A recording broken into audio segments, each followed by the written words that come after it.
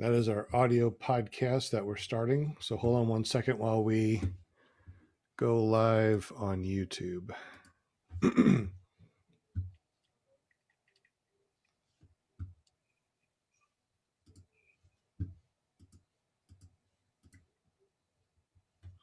All right, guys, we are live and welcome. This is Sean Symons, your PPG Grandpa, and this is PPG Grandpa's Paramotor Podcast, also known as clearproptv.com. If you want to listen to us and not see our beautiful faces, you can always go to paratalk.org. Let me run through our panel members real quick before we get to our guests. We got JP Tulo in the house. If you want to say hi to him, make sure you say hi to him because we're going to be doing one spin at about 8 o'clock, I assume. You're okay, JP, all the way to 8 o'clock, right? All right, good deal. Make sure you say hi to jptulo.com in the chat. Let them know that you're here. We also got Linda Anderson. She is our cheerleader. She's got her pom-poms. Yay, Linda Anderson. And you can always get up with her at paramomusa.com. We also got Brian Haybale Waller. You know what? We should have got you haybalewaller.com, but instead, you can always find his shenanigans over at ppgbrian.com. We've got Flying Flamingo Jade in the house. Man, you got a bunch of different .coms. You're paramotorgirl.com, aren't you? So we can find her at paramotorgirl.com. Check out her shenanigans. She flies the trike, right? We also got Tomahawk Tees, and we'll talk more about that later. Will Fly, what's up, Will Fly? Welcome to the show. Will Fly, ppg.com. Check out his fun shenanigans over on his YouTube channel. And of course, we got Eric, and you can find him at ericlear.com. If you want to ask questions, please make sure you start your question with at what are you? You're at ericppglear.com on the chat, and he's going to make sure that we hear your questions. So today we have David. David, you've been flying for 6 months. We got a couple of oops that we want to talk about today, some blunders. This is episode 68. David, welcome to the show. Thank you so much for having me. It's really nice to be here. Now, before we start going on, we got to hear a little bit about yourself. So tell us a little bit about yourself. How'd you get into paramotors? And, what do you think of it? Didn't you fly drones too? I did, and I think that's a gateway drug for a lot of us. This is true. Watching things in first person, and then I started doing litchi flights, the automated waypoint flights, so that I could get a lot longer flights, get down lower, do them over and over again, automated, to be able to get just right over the trees and things like that. With as low as possible. Low and slow, I think, is the way to go.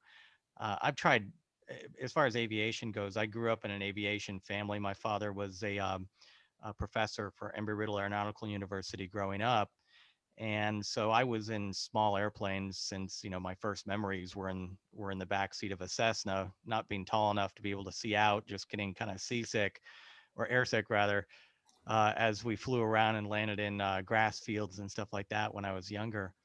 But so I logged some hours with my father when I was 16ish or something like that, and over time I think I tried just about everything aviation. I've tried fixed wing gliders. I've done tandem hang gliding.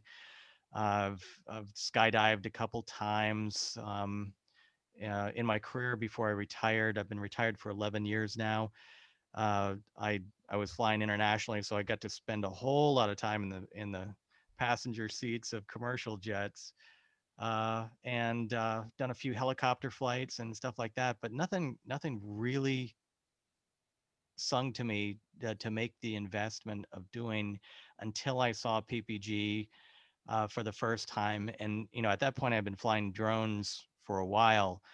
And I was like, wow, to actually be the drone, to be able to fly in real time, instead of watching the camera footage that came in from a waypoint flight or something after the fact, to be able to see that with my own eyes with, nothing between me and the sky.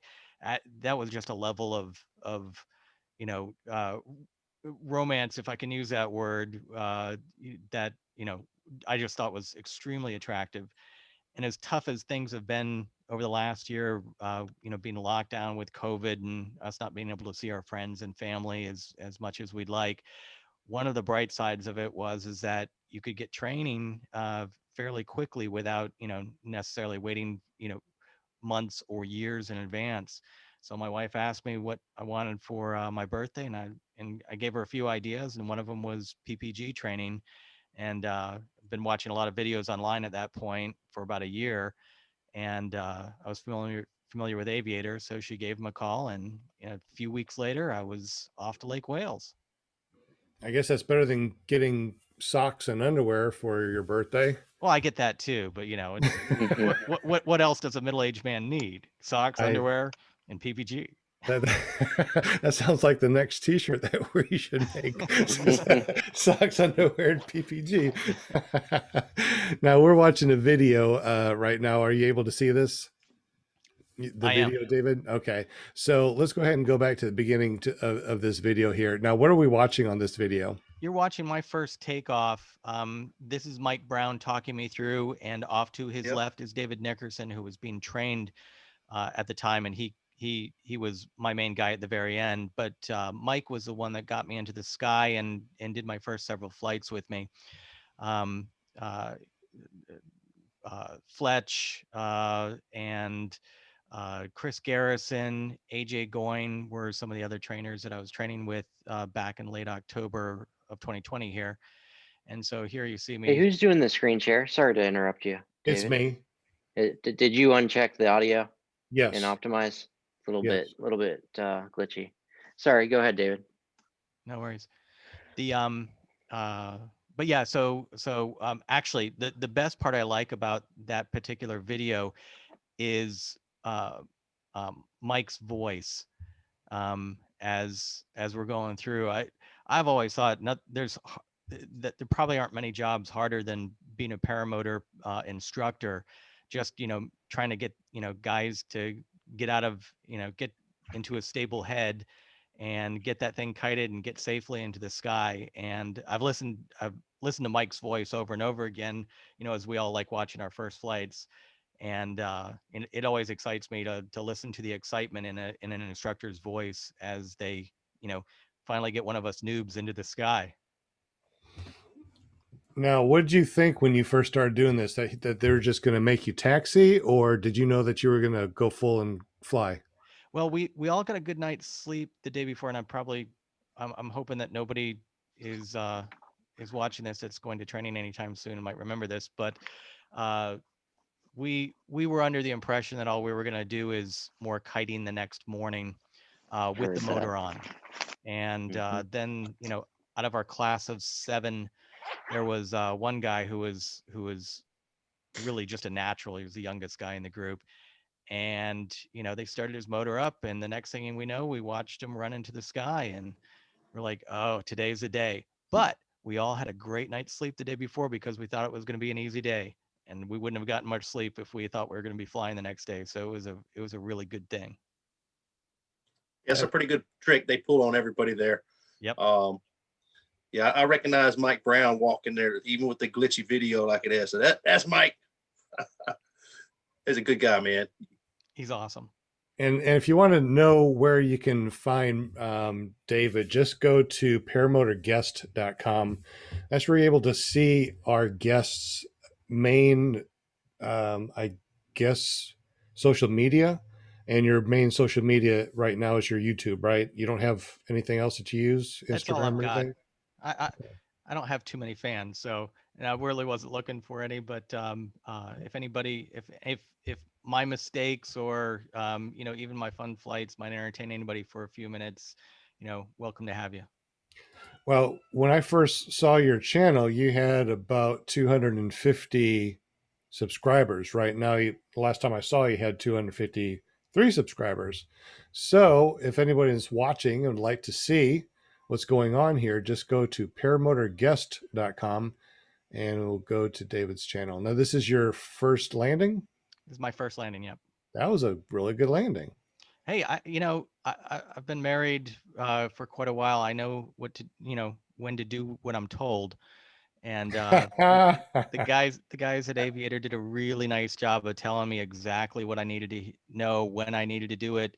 And they've got the timing down so that they tell you, with the with the expectation of the appropriate pause, I suppose, depending on the student they're teaching. Um, and yeah, I just did what I was told, and I thought all those guided flights were darn easy myself. So you got the running into the sky, and I've checked out, a couple more of your videos. You do some pretty good editing, and you got some pretty good music going on. So let's go ahead and watch your next one here. This is full flight number 35. Darn, hooked in backwards. Did you fix it or did you take off? Oh God, no! I paused. Yeah, I aborted that takeoff and redid it. I think that's the only time I got the wing up and with it clipped in backwards. I've noticed every other time that I've done it. But live and learn. I made a lot of mistakes. Do you have a I guess a checklist that you go off of when you are preparing to fly? Do you have a pre-flight? I had a printed checklist, but I've got it memorized by now. My pre-flight and everything else, it got ingrained in my head pretty early. So, I've got that.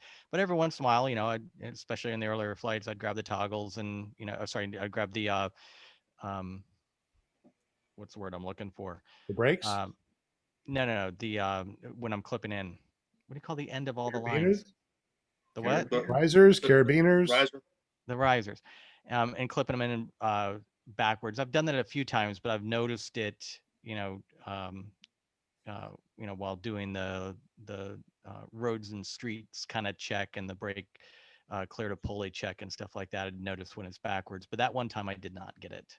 But the joy of PPG is, most of the things that go wrong before you take off, at least as far as errors like that. And it's you know I don't know if I could have gotten off the ground like that. Another time I tried to take off and I had a cravat. It's like there's no way to miss that. If it's a significant cravat, you feel it. You'd have to be pretty unaware to not notice a large cravat, at least based on my very limited experience. If my video is choppy, I'm sorry. I actually got it plugged into the computer now, so we actually ran a line. So hopefully my computer is going to be great. Kent Stamey in the chat sent us $20, so thank you very much. He said, "Hello, family." You can find him at kentstamey.com. So you got a couple of blunders. You said. Tell us about the trims out, trying to take off with the trims all the way out. Not really a blunder, but you sure got your exercise that day. What happened? Indeed I did. The I suppose it was 5 weeks from training until I received my equipment. There was a bit of a COVID backlog with the paramotor. I had the wing right away, and I did I kited once or twice, and I really should have been doing a lot more kiting during that period, because I found that during that 5 week period, not being a spring chicken, a lot of what I'd learned just didn't stick as well as it should have, and I had to kind of remind myself, relearn, reread, and trying to get that muscle memory back. But I hadn't been changing my trims very much in training, and I didn't I misread the manual on the Spider 3 that I had purchased, and I thought I had the trims all the way in when I had the trims all the way out. So here I am in reflex mode, attempting to try and take off. So that was a really long run, pulling hard into the brakes to be able to to get off the ground, and then a really really slow climb out, which wouldn't normally be a problem. If I was back in Lake Wales, you've got all day before the nearest tree or building comes up on you. But out of the airport that I've been flying at, it's got power lines on 3 sides. It's got trees on all 4 sides. So unless you're flying out directly over the runway, you've got tall trees and elevation changes and all that other kind of stuff to go over. And one of the local instructors actually saw me on one of those launches, and he was like, "Man, I didn't know if you were going to make it over those power lines or not." And the video of it, unfortunately, I didn't post it up here in advance, but it was, it was actually off to the left of what you're looking at right now. There's power lines that run across that street, parallel to the runway, and then there's tall pines right behind that, and I just barely cleared those. It's when you have to lift your feet because you're afraid you're going to hit a power line or a tree. You're Wow. way too close. Absolutely. We got a couple of questions in chat. Brian, did you want to ask the questions in the Zoom? Yeah, Jim had quite a few questions. One of them was, how long before you think you're going to take your first SIV, or are you even considering one? I would love to. I'd love to have the experience. My first goal was to kind of just get comfortable again with the basics. I'm not a heavy risk taker. Acro is not on my list of things that I really want to do. I mean, I really respect the guys that do. I really enjoy watching it, but it's just not my thing. At least not at this point. I'm more interested in doing cross countries and things like that. But I am really safety focused. I mean, I've I got my reserve installed before my the first flight on my own. I've flown with flotation, as soon as I got my equipment. I tend to run my strobe even, before it starts to get dark. I run it anytime that I fly. That's a good thing. And what do you have to lose? Nothing. Yeah. It's like a motorcycle with the headlight on. Right. Yeah. So you trained at Aviator. How many flights did you have, and did you leave with gear, or did you have to wait on it? I got 26 flights in, which Sweet. I think, yeah, it's about, from what I understand for the 2-week program that Aviator does, that's kind of, most people are working their way trying to get to that magic 25 number. Yeah. So, I made it there, and over half the class made it, to that number.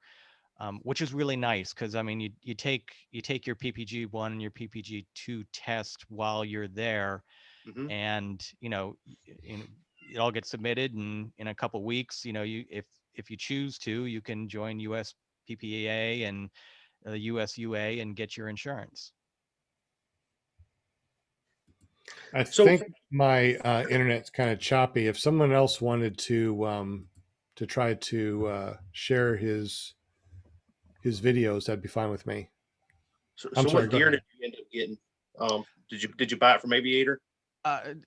Brian, yes, I bought everything from Aviator. I got a chance to fly one of the classes spiders that they had there, so I got to try that out, at least I think for my last 4 or 5 flights or so. I can try it, Sean. Okay. I was comfortable with that wing. It seemed like it had most of the features that I'd want out of a beginner wing, but yet, the more advanced features, as I got a little more proficient over time. So I went ahead with that as opposed to a Mojo. Now, I could have argued I kind of mentally argued back and forth with myself after the fact. It's like, it might be nice in some cases for it to be a little less bumpy, as it would be with, the Ozone's A-wing. Or to be able to fly potentially midday, since the thermals aren't going to be as bouncy as they would be with a more efficient wing. But I've been happy with the purchase I made. The Paramotor itself was on back order. I've got Parajet Maverick with an Atom 80. So, Okay. but I'm pretty lightweight guy. I'm somewhere between 145 and 150. So my climb outs with an Atom 80 are usually pretty good, which is great considering that my beginning area here is relatively tight depending on the wind direction. What size spider did you get on, a 22 or 24? 22. Okay. Yeah, that sounds about right for your size, man. Yeah. I started out with the Mojo for a whole year. I trained at Aviator as well, and then I just upgraded to the Spider a few months ago, and I love it, man. I mean, they fly great. But I think most of the students, probably over half of them, that get their gear there, probably start out with a Spider versus a Mojo. Yeah, So, I mean, I've given it some thought recently, and I'm like, it wouldn't hurt to have a second wing available. And eventually, I'd like to be able to do cross country. So something like a speedster or something like that, uh, or the equivalent wing from another manufacturer would be my long-term goal. But I really see an advantage for a lot of people of having a true A wing that's just nice and slow and comfortable to fly, and you don't feel the bumps and things like that. I mean, they're just days when it'll be more pleasant, I think, to fly with an A wing, even if you've got the experience, to be flying with something more advanced. Yeah, I hope to do thermaling one day. So I don't plan on getting rid of my Mojo A-wing. Awesome. A lot of the instructors at Aviator, they still keep their old Mojo, and that's what they get it out for. They, Eric come out here at 1 p.m. Who wants to go thermaling? And I'll get the Mojos out and go. And I hope that I can get to that point one day. You will. It's only a matter of time. Let's see. JP, can you find the motor out one? And while he's doing that, I want to say thank you to John Wayne. Gave us $10 in the super chat. He said he's the number one fan. If that's not true, someone better say something else. Walter in the house. What's up? DP's in the house. Nick Griffiths. Who else? Scrolling up here. Who else is it? Mark H. PPG Trike Jockey. Never Trust Skinny Chef Shane. Yankee Paramotor. JR Paramotor. Kent Stamey. Slow Days is here. And there's a lot of blue wrenches. I'm scrolling up, all Yeah, this is blue wrenches. almost everybody's a moderator. I know, right? So one more question that Jim Sierra 20 had in the chat was, now that you fly on your own, what are the main things that you seek to improve? Everything. I've got a lot to learn, and I realize that. I like to joke that I thought I made every mistake so Yeah. far, and yet I still find new ones. At least every other flight or so. It's like I didn't know I could do that wrong, and sure enough, I did. Thankfully, like I said, most things, at least everything I've run into so far, I haven't had any injuries. Worst case was a little bit of a bruise here or there, or something like that, or maybe a little bit of a bruised ego. But yeah, it's I've landed. I tripped once and landed on my front knees on takeoff. Um, uh, but wing overflew me. Everything was fine. Didn't clip me. Didn't hurt. The uh, the paramotor or the prop or anything like that. Haven't knock on wood. Haven't done any real damage to equipment, with one exception where I chopped a wing. Um, so I've been a combination, I think, of both lucky and uh, uh, uh, benefiting from the effort that folks put into the design of our wings and to the paramotor. So I'm sure the advancements technologically in this sport over the last 20 years have got to be really significant. Absolutely. But to answer the question, as far as things I really want to work on in the short term, I still need to work on my landings. Too many of my landings end up with landing gear malfunctions, coming from here where I'm not running when I hit the ground, and so I'll go down to a knee. Um, uh, Occasionally the ground rush as I'm looking down throws me off. And I'm not really going that fast, and I could easily run it out, and that kind of you know throws me off a bit. I need to spend a lot more time with ground handling. That's clear to me. Will Fly and I were together with a few other guys this weekend, and although most of my launches I'll get on the first go, at least in an environment that I'm familiar with and comfortable with. If I'm thrown a little bit off, I find that the mental game affects me some, and I'll lose even a bit of my basic kiting skills. And I really need to get to the point that I'm it's just all motor memory.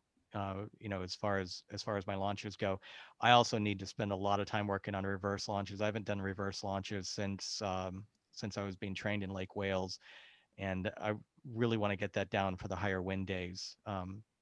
Interestingly, though, I mean, I live in the Central Carolinas, so most of our days are pretty dead on the ground, at least. Yeah, I'd we- rather heard you reverse launch than forward any day. It's a great skill to have, and you don't have to run, and it just feels cooler because you just take a couple steps and you're in the air. yeah. Certainly looks better. Yeah, it looks cooler too. Yeah. And you can check all your lines, make sure that you're clipped in right before you even Yep. put on Yep. power. JP, did you find the This is it. This is the the crash- video. the motor out? Yeah. All right, so this is the motor out video. You want to Go talk ahead and us tell through us- it? Yeah. Yeah, So Dave. what's going Tell on us what's here? going on. I did not have any prior experience with two-stroke motors, so I didn't realize how finicky the load jet needs to be set, and how basically when I received my equipment, it was running way too rich, and even in 30-degree temperatures, it was choking out, just flooding, and I adjusted it too much in the opposite direction.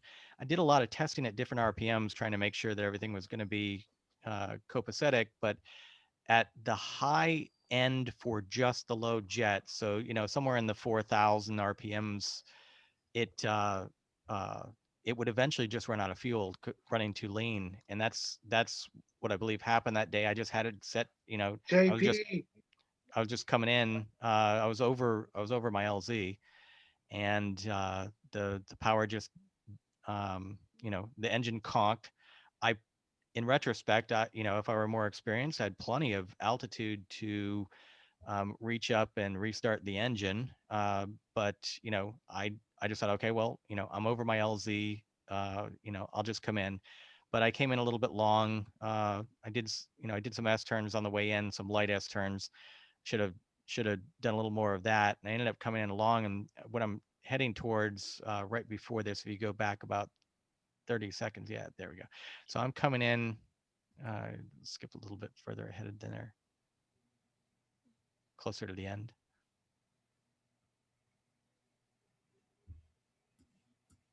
Okay. If you're listening to us right now, what we're doing is we're searching for Pause it right something. there. You can always find us at clearproptv.com to actually watch this.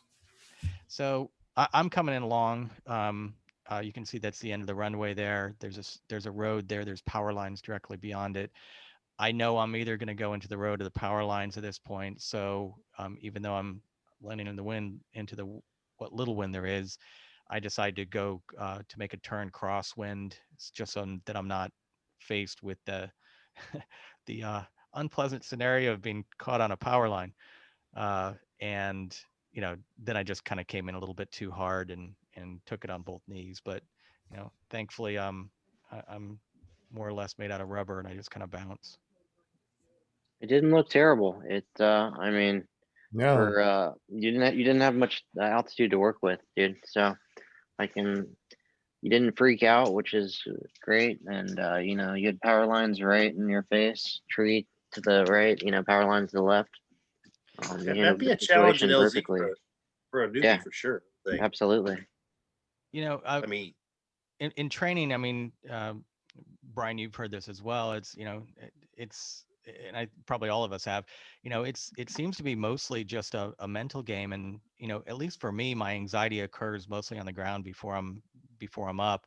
So I make most of my mistakes there. Once I'm up in the air, even if I'm in surprisingly bad air, which has happened to me a couple times, um, that doesn't bother me so much. And coming in for a landing doesn't make me anxious so much, even though I've landed on knees several times, due to ground rush or whatever. I've managed to keep my head through those.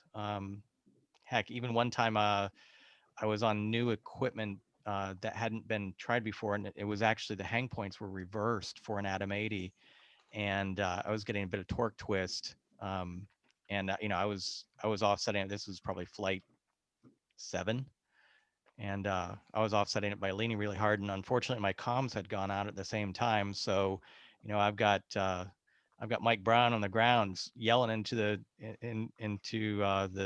2-meter radio to come back down on the throttle.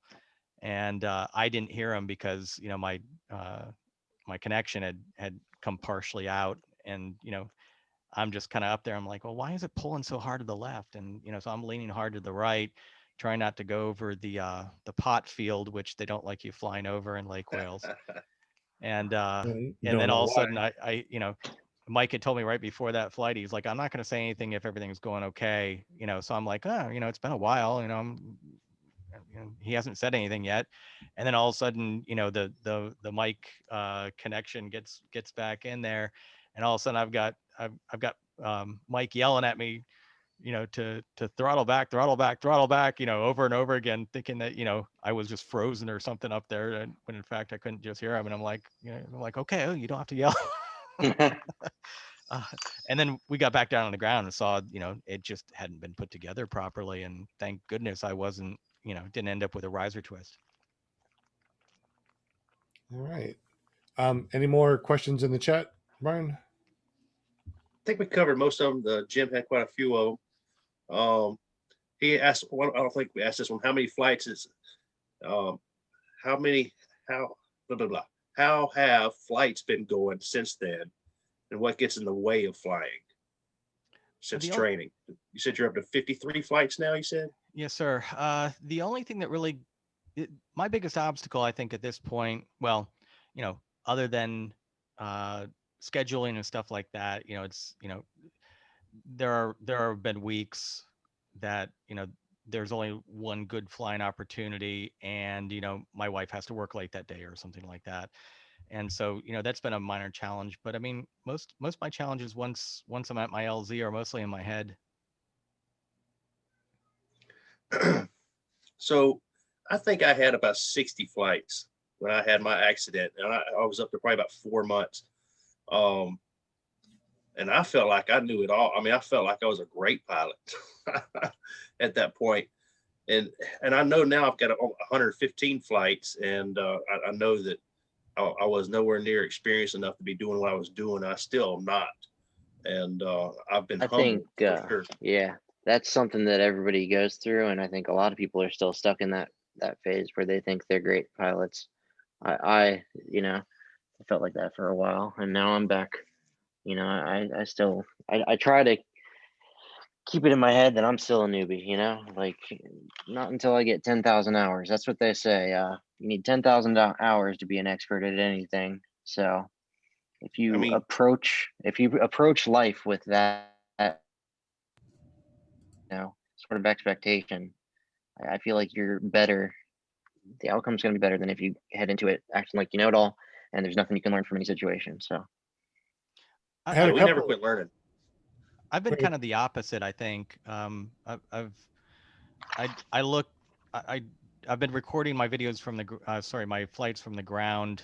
I don't always catch the landings if I'm going long, but especially in the early ones. But I'll look at everything after the flight the next day, and it's like, okay, well, what went wrong? I tend to be a little, at least from my perspective, I think I tend to be on the overly critical side, and there'll be times when I'll sit there and I'll say that launch just didn't go well. I didn't have enough feel for the wing on the launch. I think I was chasing it around a little bit too much. I had an oscillation, that I should have been able to correct earlier or something like that. And I'll look at the video after and I'm like, well, maybe it's not that bad. But I'm at this point, I think I'd be lucky if I called myself an average pilot for someone, in their early 50 flights. So I might be below average, and I'm okay with that. Because as far as I'm concerned, nothing's going to keep me out of the sky. So I'm going to keep at it until I get it. Oh yeah, don't worry about being average, man. There's always somebody better than us, for sure. Todd Scandrick wants to know how you're liking your new buff. My new buff. Neck buff. I guess it's like a neck gaiter. Buff. Yeah. Oh, Gator. yeah. Oh, sorry. I had the pleasure of meeting Todd for the first time this weekend. It was only briefly, but I wanted to meet him for a while. Yeah, sorry, it's still in the passenger seat in my car. I haven't pulled it out, sir. Oh, you're in trouble. Well, Yeah. I have, and I loved it. So thank you, Todd. It was real nice seeing him this weekend. It was. What was this weekend? Oh, you didn't hear about the big flying man? What? Yeah. Tell us about it. Well, I'll let the guest describe the flying. We had a great time. I can tell Yeah, you we- that. Yeah, I had a blast. In the LZ that I've been flying from, although it's considered one of the places that you send people in the Central Carolinas to go and practice, because the owner is really PPG friendly. He's friendly with with all small aircraft, and they keep the field that we fly from nicely mowed and stuff like that. So it's been really nice, but it's been kind of lonely. I mean, most of my available days are during the weekdays and things like that. They do run they run a small skydiving operation out of there, which runs on the weekends primarily. So I'll tend to avoid that airport on the weekend days, and fly out of a nearby airport called Shelby instead. But there really isn't a whole lot of PPG guys, at least during the weekdays, that I run into. There's a guy named Don who does some training out of there, but they're mostly, a lot of them are introductory courses and stuff like that. People aren't in the sky, or they're not in the sky for very long. So it's been really quiet, and I've been doing things on my own, which I think affects my uh, willingness to do new things, or until I'm sure that I've got it down. I don't want to end up in a field a couple miles away from my LZ and be trying to call an Uber in the middle of nowhere, North Carolina, trying to get me and my gear back. But one of the there's a few guys that I have run into out there. One of them, his name is Ben Lorenzi, and he's got a nice piece of property in just east of Charlotte. And so he had a little mini meetup where he invited all the local pilots if they were interested in coming out. And so Will and I both did. Um, and I guess there were there were probably like 6 or 7 of us that were flying Mhm. this weekend. Todd Falstead, Yankee Paramotor, was out there. Like I said, Don Ober from Mojo's Flight School. Um, uh, Ben and a few other guys were out there, and it was we had a really good time. I had a really tough weekend with my launches that weekend, and uh, which was a bit of a kicker, but we had a really good time. Had dinner together. Ben's got a really nice place, and we all just kind of hung out for a while and had a blast. Yeah, we really did. And hey, it was it wasn't just you, man. I had some failed launches myself. So hey, I mean, just sometimes it's your turn, and hey, Yeah, it was our absolutely. turn. And I appreciate the support that I got from you and from Todd and from Ben.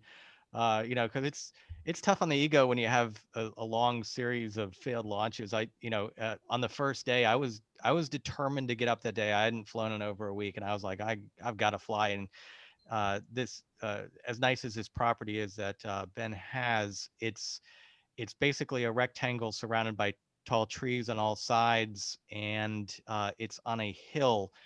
And it was just our luck that on both of the days that we were there, the predominant wind was, if there was any, it was either completely dead, or it was blowing in from the wrong direction, so that you had to run up a reasonably steep hill through grass. I don't want to exaggerate, Will, so correct me if I'm wrong, somewhere between 6 and 8 inches tall. Sounds about And I just didn't have the energy to do it. Man, you were tenacious though. I mean, how many attempts did you do that one that set? that day I blew 7 launches in a row, and my rule has been that, if I get to 3 failed launches, then I pack it in for the day because my head's not in the game. But that day I was stubborn. I was tired, which wasn't helping. Really good. I'd gone running before I went out to Bend, so I was a little bit tired. And then I was surprised of having to run uphill, which I've never really had to do. I've run up small inclines and things like that in the fields, but never actually up a hill. And I was a little anxious about the environment with the tall trees and things like that around as well. So I wasn't on the power quick enough to have it do the work for me. So I'm trying to haul my wing up. So that it was challenging, and I kept at it probably a lot longer after I'd quit. And I got a 5-minute flight right at sunset there that first day. But as uh as much as I beat myself up over my failed launches, at 3 or 4 o'clock the next morning, when I woke up thinking about it, that 5 minutes in the air still did me a lot of good. And I'm glad I kept with it until I got that 5 minutes. Man, you were drenched with sweat. I mean, that's Oh an my God. understatement. You were not going to give up. And I bet you didn't have any trouble sleeping that night either. Oh, I certainly fell asleep right away, Will. Yeah, it was that I had a jacket on because it started out being kind of chilly there in the evening, and I think I just soaked down a jacket with sweat. It was it was a rough day. But once Hey, again, we got I really appreciate and we've seen this come up in uh, you know the Paramotor Facebook site and stuff like that. It's really nice when the experienced guys are supportive, like you and Todd and Ben were, of the more junior guys like myself, especially when we're having a bad day. So it's really appreciated, sir. Glad to do it. But again, it was me who needed the help. Remember that. So are you going to take some time to walk us through You know, your I adventure? would, but I decided I'm going to put a video out Okay. on that. And oh sweet. yeah, so maybe about a week. So if you want to see where our guest is and look at his YouTube, make sure you go to paramotorguest.com. Will Fly said he's going to post something, so make sure you go to willflyppg.com. We appreciate everyone that has been saying stuff in the chat. The chat just keeps on going. Don't forget to say hello to JP Tulo, because he's going to put your name in the spinning wheel of winning things. So we're going to be spinning here in about 20 minutes. This is episode 68 of PPG Grandpa's Paramotor Podcast, also known as clearproptv.com. And what's that last one? Paratalk.org. I was hoping for someone to say paratalk.org. We know what this is. We're listening. Our guest today is David. Is it Kumpla? You can pronounce it any way you want, Sean. My family pronounces it Kumpala. Kumpla. Kumpla, Okay. I don't know how I said it earlier, so I apologize. So you've been flying for about Oompa Loompa. What's Yeah, that'll work. That'll work. Oompa Loompa? Oompa Loompa. Oompa Loompa. Yeah. So in your 53 flights, you've had trims out trying to take off, no brakes in your hand. One time you butt landed, you knee landed, you chopped a wing, lines and prop, and all sorts of other fun stuff. So let's go ahead and go back to the no brakes thing. How did that happen, and what happened? God, sometimes my brain just doesn't function properly. And it probably happens a lot more often than I'm willing to admit.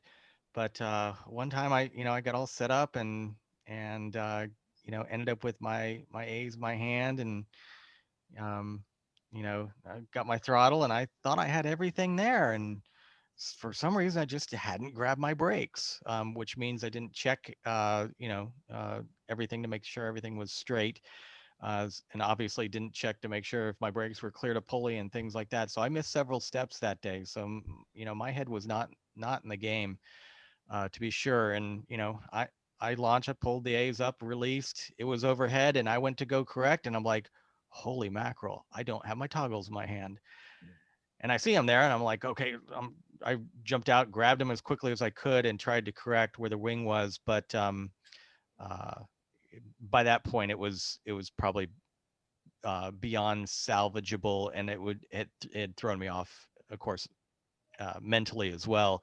So I bailed on that launch, but and killed the engine, but I paused it for probably a second longer than I should have before I killed the engine, and I stopped running because I was aborting the launch, and got Christmas wrap by my wing, which went into my prop, and I heard that thump thump noise that we all just hate.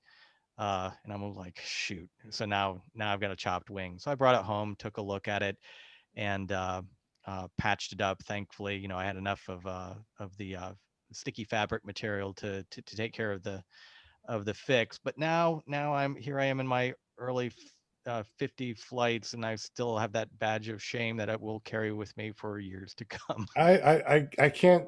You know what? Let's find out for sure. Anybody here in the panel, have you ever launched or tried to do a forward and you forgot to pick up your brakes? I did that once a long time ago. So 1, 2, 3, 4. Hey, five in the panel has done it. Anybody that's listening to us, let us know in the chat.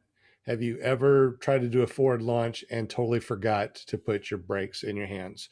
It happens. All right. For your next thing, you chopped a wing. Who here has chopped a wing, burnt a wing, hurt your wing in any way? I burnt my wing. Anybody else? Lines. JP, me, Lines. Yeah. You counting lines? Sure, Yeah. lines or anything. Have you Yep. broken anything somehow? I Lines. took mine chopped. swimming. What's that? Took mine swimming, but it didn't hurt it. Well, That wasn't really your. yeah. So, how about in the chat? Is anybody chopped a line, broke something, maybe cut your wing or burnt your wing? What I did is I was coming in for landing. I usually let it fall behind me, and then I'll go again and kind of do it like a touch and go. Well, this time wind came up from behind, pushed it into my exhaust, and burnt a hole about this big into my wing. So Yeah, I I remember don't that. do that anymore. Ken Stamey said broken prop. So, oh yeah, broken props. Have we ever broken a prop here? Anybody break a prop? I raised one hand for each prop or what? Do you need feet too? No, just two. Just I'm gonna knock on wood now. Just two. Now, did you break it or just chip it? I mean, did this need some little glue, or did you actually break it, Brian? Oh, straight up broke, man. The bale of hay Did took you see his 3 inches leg? off. 3 inches I- off each half of the prop. And then on the failed launch I had, where I got pushed down to my knees, it's like launch number 90 something for me, And all of a sudden one day I decided I didn't want to lean back. I leaned forward and gave it gas. Yeah, I destroyed half that prop. I think I delaminated the prop about 8 inches of the tip, just broken into 2 pieces. I've had things go through my prop, like my engine exhaust when it broke. I think I had a spring or something that went through, and I found out never foot drag gravel. Hey, now you know. And I had something go through there, but never broke a prop, but I chipped a bunch. Nick Griffiths said 0 damage. Slow Day says broke 2 props. Broke one last night, said John Wayne. Number 2. Oh no. So many issues. Sent a piece of prop through it, says Mark McElroy. Did I miss anything else up there? Probably not. All right. So, any questions from anybody on the panel? I do have a question, and for our guest, of course, but how often, like on average, would you say, like, because it looked like you were flying in the winter in your videos there, but during the winter months, how many on average flights would you get in a month? As long as I think I probably averaged a couple flights a week, even in the dead of winter. We had one period where there was, I don't know, 9 really bad wind days in a row or something like that, as one of the fronts was going through. Other times I've been challenged by, there was a 3-week period where I couldn't fly at all. We went on a little vacation for a week, and then I came back, and the wife was doing a lot of work travel and things like that. So I was hanging out with my 8-year-old daughter. So I was kind of grounded for that period as well. So there was a 3-week period there where I couldn't fly at all. But uh, as far as there's probably about 2 to 3 good evenings on average, even in winter here. And I'm hoping things, especially as it gets warmer here in the Carolinas, mornings become an option as long as I'm willing to get my lazy butt up and out early enough to get, that nice early morning weather. Mhm. But yeah, so yeah, the cold didn't really stop me. There was, when it was down in the 20s, that turned me off to flying, even if it was a good wind day. But if it's 40 degrees and above on the ground, I even went out when it was 32 one morning, uh, which is as cold as I've been out. 4 layers of jackets and shirts and everything, and heated glove liners. That seems to do the job. It's I've got heavy hiking shoes on, and so feet are never cold. You get the helmet on, so your head's nice and warm. You put the goggles on, so you're not crying through your flight in the cold weather. And so I think the Carolinas, if this is a representative year, they're going to be very flyable in years to come. So I I think I'm very lucky to be in a decent location. And Any we're There's other? a usually the couple same weather more in Raleigh, of questions course. that were in the chat that we never got to. Okay. Mark H asked earlier, David said he got his PP2 to get insurance through USPPA. I thought you said USUA. Okay, so your rating, as I understand it, someone correct me if I'm saying this incorrectly. USPPA is the one that gives the ratings. USUA used to give ratings as well. They don't anymore. But so your PPG 1, PPG 2, PPG 3, and trainer ratings, they come from USPPA. But USPPA doesn't have an insurance provider agreement anymore. I think they did at one point long before I was uh, looking into the sport. So but to get the insurance through USUA, of course, you have to be a member of USUA as well, but Mhm. they require that you have a PPG 2 rating from uh, from the other organization. So you Right. technically need to belong to both to update your insurance, to get insurance, and then to keep it up to date annually. Got you. So were you actually able to obtain liability insurance for your rig then? I was. I had Okay. that. I I went out of my way to get that early on. My intention, not only for a little bit of peace of mind. I suppose I'm not, practically speaking, I'm not terribly worried about causing damage, by falling out of the sky and onto some grass field or into a tree or something like that. I suppose the bigger risks are, if I startled a horse or something like that and it bolted and broke its leg or something like that. I suppose that would probably be a more significant cost. But what it really wanted to do was, to begin to establish a series of places, privately owned locations to fly from. And I'm one of those guys that tends to ask for permission, then ask for forgiveness. And so I've been asking private landowners and parks and rec directors and things like that for explicit permission to fly from their location. And one of the things I provide is, here is my insurance policy for $1 million or whatever it is, just in case something goes awry. Along with here's my PPG 2 rating, which of course doesn't mean very much other than I'm barely able to get myself into the sky most days, and some days not. But it looks like something, I think, to the outside person. Oh yeah, it's smart to have, and it's good for you getting it. A lot of people have a challenge getting it, and like you said, you have to have your rating from USPPA, and then you get the insurance to USUA.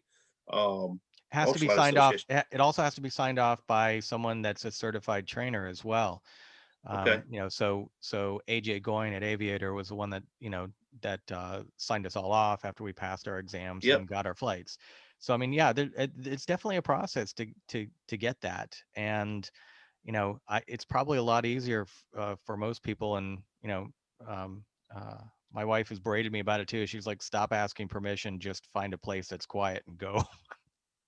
Real quick in the chat, if you guys have PPG insurance or some sort of flying insurance, let us know in the chat where you got it, what's the insurance company, and is it for PPG and PG? I like to know as much information as possible. Also, if you know any more information, send it to me at ppggrandpa@gmail.com. We are coming up at about 5 till 8. If you haven't said hello in the chat, please say hello in the chat. Mark George just said hello in the chat. Hello to all my parapete. Great guest, great information, and donated $20 in the super chat. Thank you very much, Mark George. Appreciate you. But make sure you say hi to JP so we can put you in the spinning wheel of winning things. Any other questions? Yep, there's one from Todd Scandrett, Resurgence PPG here. He says, ask him if he's flown out of the Walmart in Denver and tell him to get in touch with me during the week. The Walmart in Denver? Did you fly out of there? No, I've the location that Will and I were at this weekend. That was the 4th location that I've flown from. So Lake Wales during training, this little airport that you've seen a lot of videos of, which is called Laney's Airport, located in Maiden, North Carolina, and a location that's more west of Charlotte called Shelby Airport, which also has a very friendly airport director. It's a lot busier a municipal airport, so you need to be more cognizant of the traffic and be comfortable with your comms and things like that, and flying below the pattern and making your announcements as you're coming back in and so forth. So that those were the only 3 locations I'd flown from before flying out of Ben's location this weekend. So yeah, those I think getting more new locations under my belt. I don't know if a Walmart in Denver is a high priority of mine, but I assume being the Mile High City, I would be doing a whole lot of running to get off the ground. You got the Adam 80, right? Yes, sir. Yes, sir. I think that's why I got the Moster, just so I could take off in a state like Colorado. There you Ask go. Ask Will about going a Mile High next time you get to fly with him. Yeah, right. And we had this discussion at our last get together about possibly switching to the Moster. So I'm that much closer, man. I hear you, man. It's closer to the Moster. Sounds good. Josh Perry just said that the USPPA used to offer, but no longer. The other insurance company don't touch us since we don't have an N number. So yeah, I think that's why the question came up, because I think people have been struggling getting their insurance, actually getting their liability insurance. I think it's like you said, you have to get somebody to underwrite you or sign off on it. Brian, I didn't have any problem whatsoever. Once I spoke to I can't remember her name at USPPA and talked to her briefly about it, and then the young lady at the US UA who then put me in touch with the insurance provider, which they have a whole policy focused on light aviation and ultralight. So they were both all over it for me as soon as I made the request through USUA. The whole process was completed in a few days, and I actually had the policy in my hand in about a week. So it went very smoothly. They were extremely supportive, and they had their act together. So it was a very positive experience. And for the price, roughly of what a new prop would cost, I've got this insurance policy for 12 months that, hopefully will convince, more people to allow me to fly from their property. And you said it was $1 million policy? Yeah, I think it covers, I think the liability insurance covers $1 million per incident. Hey, we got to revisit the Walmart in Denver question. It's Denver, North Carolina, not Denver, Colorado. No, I've never heard of. No, I am not familiar with a city named Denver in North Carolina. Okay. But apparently they got a Walmart. Apparently they got a Walmart. And apparently it's a good place to fly from. So I definitely need to take up Todd on his suggestion. Well, this is my last week of working for the man, and Friday at 4 p.m. is the last time. And then from then on, I'm just working paramotor stuff. So I might be able to go out and do more fly-ins, uh, go to different states, meet up with people. So I might be able to go to North Carolina, see you, and find this Walmart to fly out of. That sounds pretty interesting. We also had Sharky in the Sky ask you, the guest, David, talk about flying under the pattern. Is that something that you know about? Yeah. So if you pull up the video of shoot, where is it? Which one is it? In Shelby. Let's Resurgence see. That would PPG be. just said that the insurance is First Flight Insurance Group. Yeah, that sounds right. I'll give them a Flight call. 46. If you pull up, I think it's Flight 46.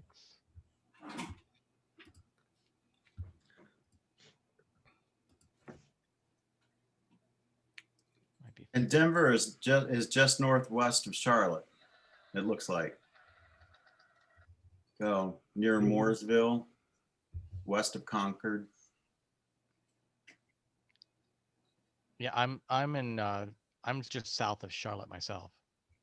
North Carolina is my old stomping grounds. I got out of the Marine Corps over in Camp Lejeune, stayed over there in Swansboro and Hubert area, then moved to Fayetteville. Was there for a long while. Was a computer engineer at one of the colleges. So yeah, I'd like to be able to swing by and say hi to everyone and meet everybody that's in North Carolina. I think it'd be really swell. Yeah, Yes, man. I said swell. David, you're up to 255 subscribers. You can find him Sweet. over at paramotorguest.com for the rest of this week. And make sure you subscribe to his channel and hit that bell notification. Has anybody found that video, or do you want me to? I did. If you pull up Paramotor Flight 46 on my channel and go to, I think it's about a minute and 32 seconds in. That's a flight out of Shelby. So basically, I'm working my way south, which, based on the winds that day, the pattern was also to the south. What the airport director there requested us to do was, announce if you're going to go across the runway, only go across the middle. All rules that you become fairly familiar with if you're flying out of municipal airports and things like that, especially if there's traffic. Where to cross, when to cross, altitudes to cross, things like that. In this case, I was flying under the pattern. I'm sorry, somebody's gonna have to do this. My son's streaming. I'm streaming. So I'm watching your YouTube. yeah, you're watching YouTube. That's kind of streaming this way instead of going up. So we got lots, and I think the wife is watching Netflix, of course. Can someone else pull that up? Maybe jptullo.com. You can also find him at ppgjp.com. Gotcha. Which Number 46? Yes, 46. sir.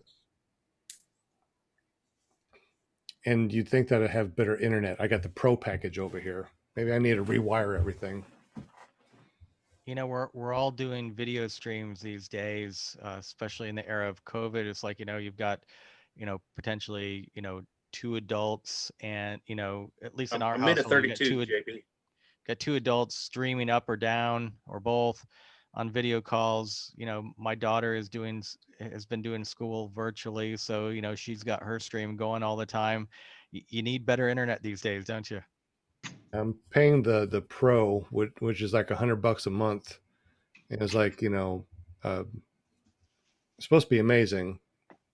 Oh crap, he's here. Is that airplane flying right above you? Yeah. Now I've run into traffic at the airport I frequent, but those pilots, most of them are kind of old salts, and they're quite they're not trained.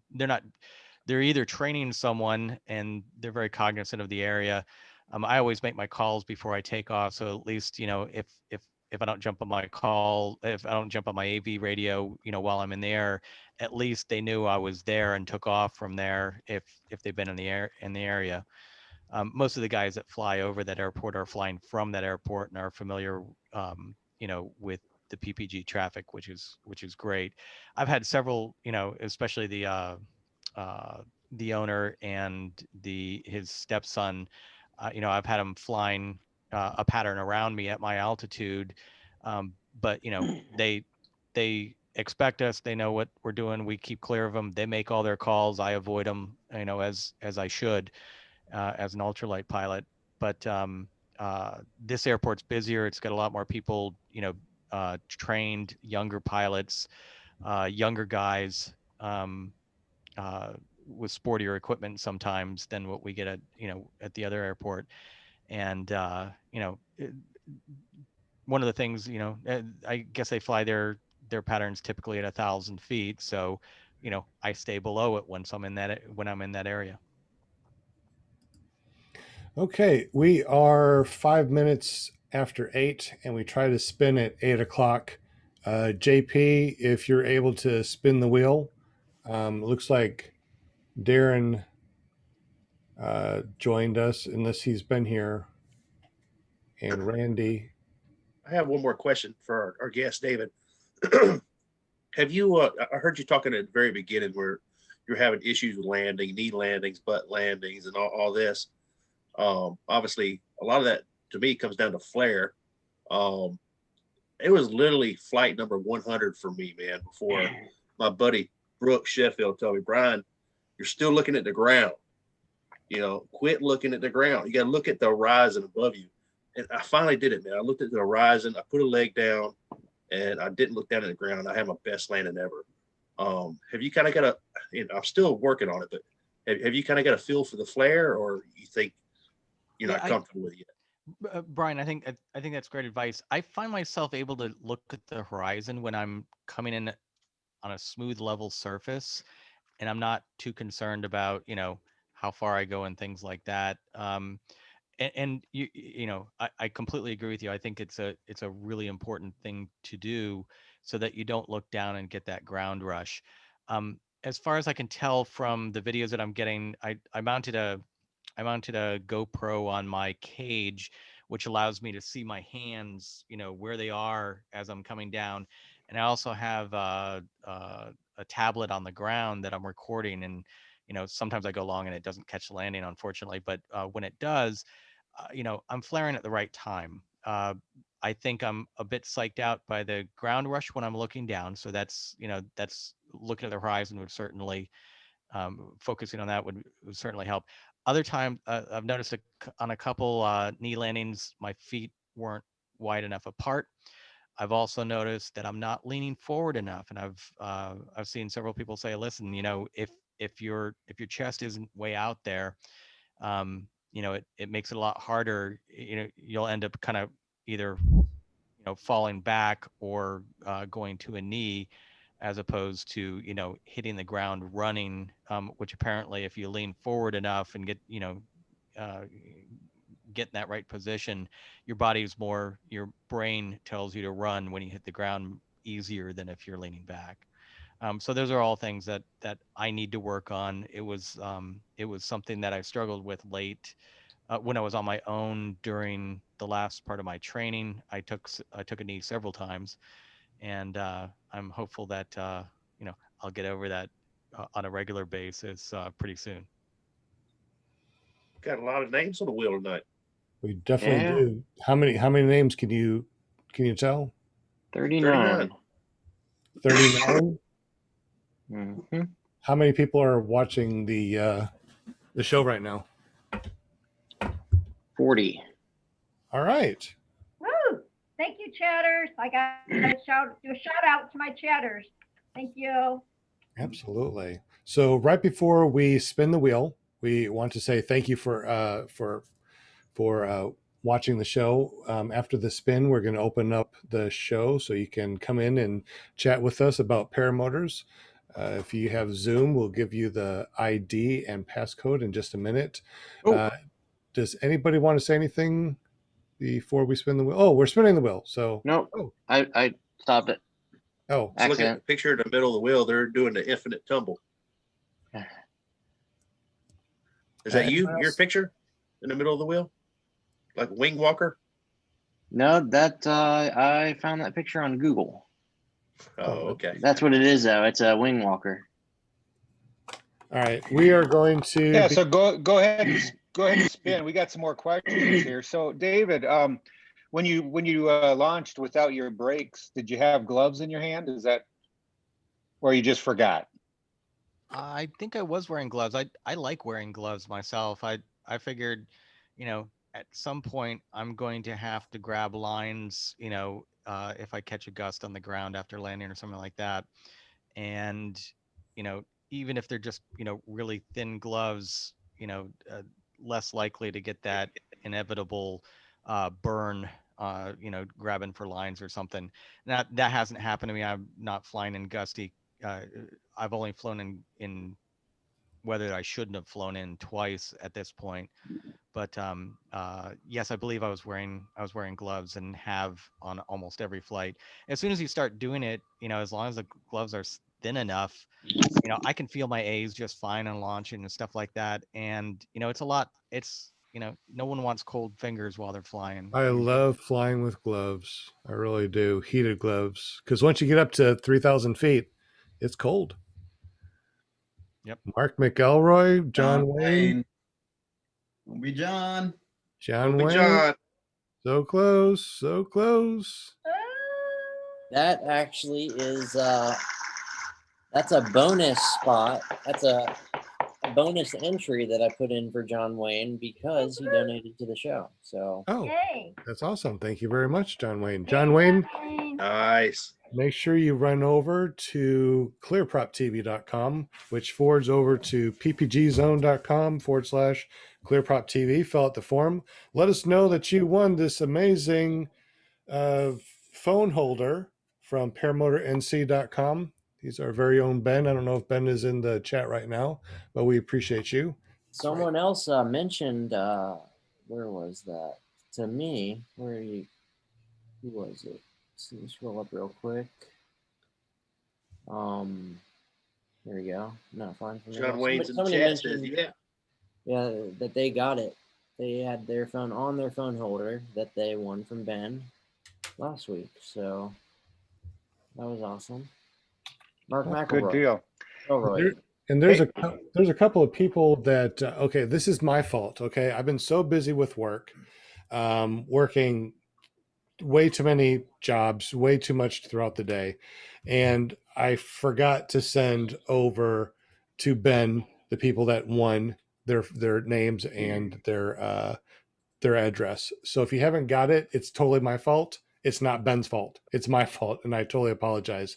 On the same note, let me show you real quick. We got some things finally.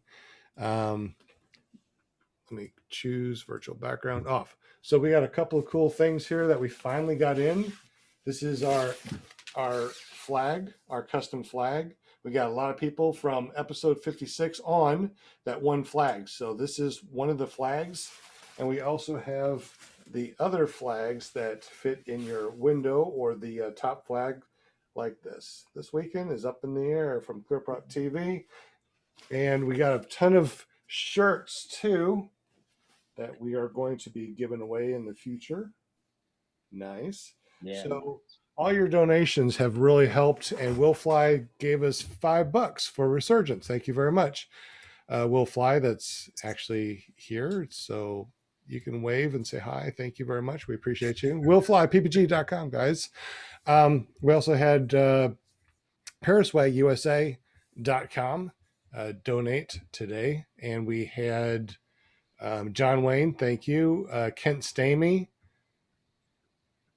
Did I miss anybody? I think that's all we had. If we had more, I apologize. Make sure you go over to clearproptv.com. That forwards over to ppgzone.com/clearproptv. Make sure that you put your name and information in the chat that you donated, because we're going to be able to give away some cool things here in the future. JP Tulo, are you out of here? What's up? Oh, screenshot. Screenshot time. Oh, screenshot. Oh, hang on. Let's bring this up. Cheeseburgers and stuff.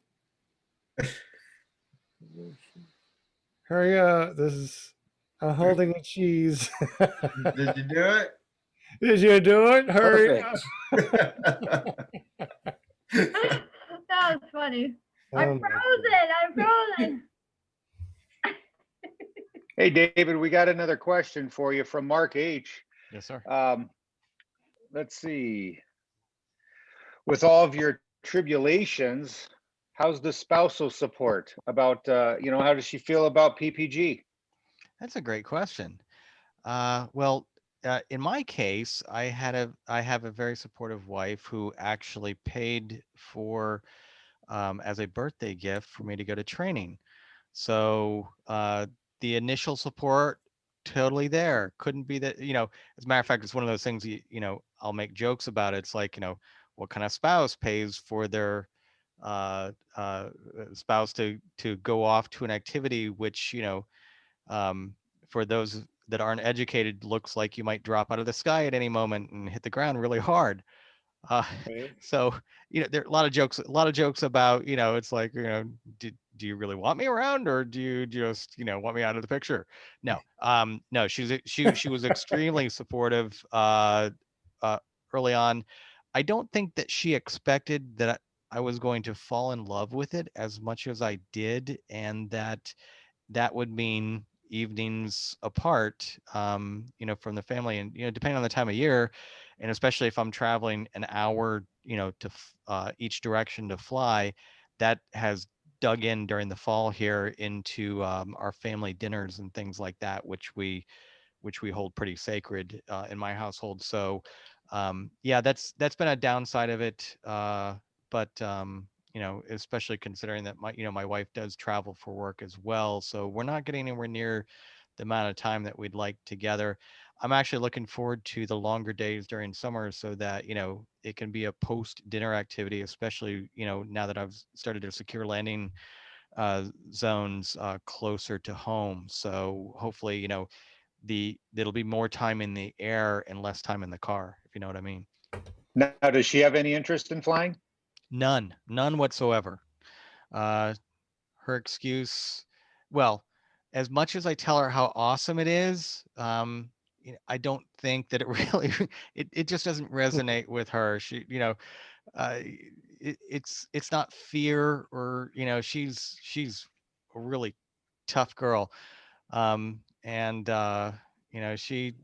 she'll do anything that she puts her mind to. We do have a child though, and we don't want to, even though this sport is, A, generally safe, as sports go, and B, even safer as, when you're on the cautious side like I am, that's exposure that she doesn't want. And of course, if she started flying, someone's still got to be with, our daughter. So it would mean half the number of flights and so forth. So I don't see her picking it up anytime soon. As a matter of fact, I've only had her and my daughter out once to watch, and that was, I think, the second time I went out after coming back from training. And at that point, I was, as I said, relearning a lot of what I had learned in class, because I went 5 weeks without equipment, and being a 52-year-old, a lot of what I learned in that short period of time, started to fade. It just, it didn't get into long-term muscle memory, and I had to relearn some of that stuff. So I spent a whole lot of time on the ground making sure everything was perfect before I took off.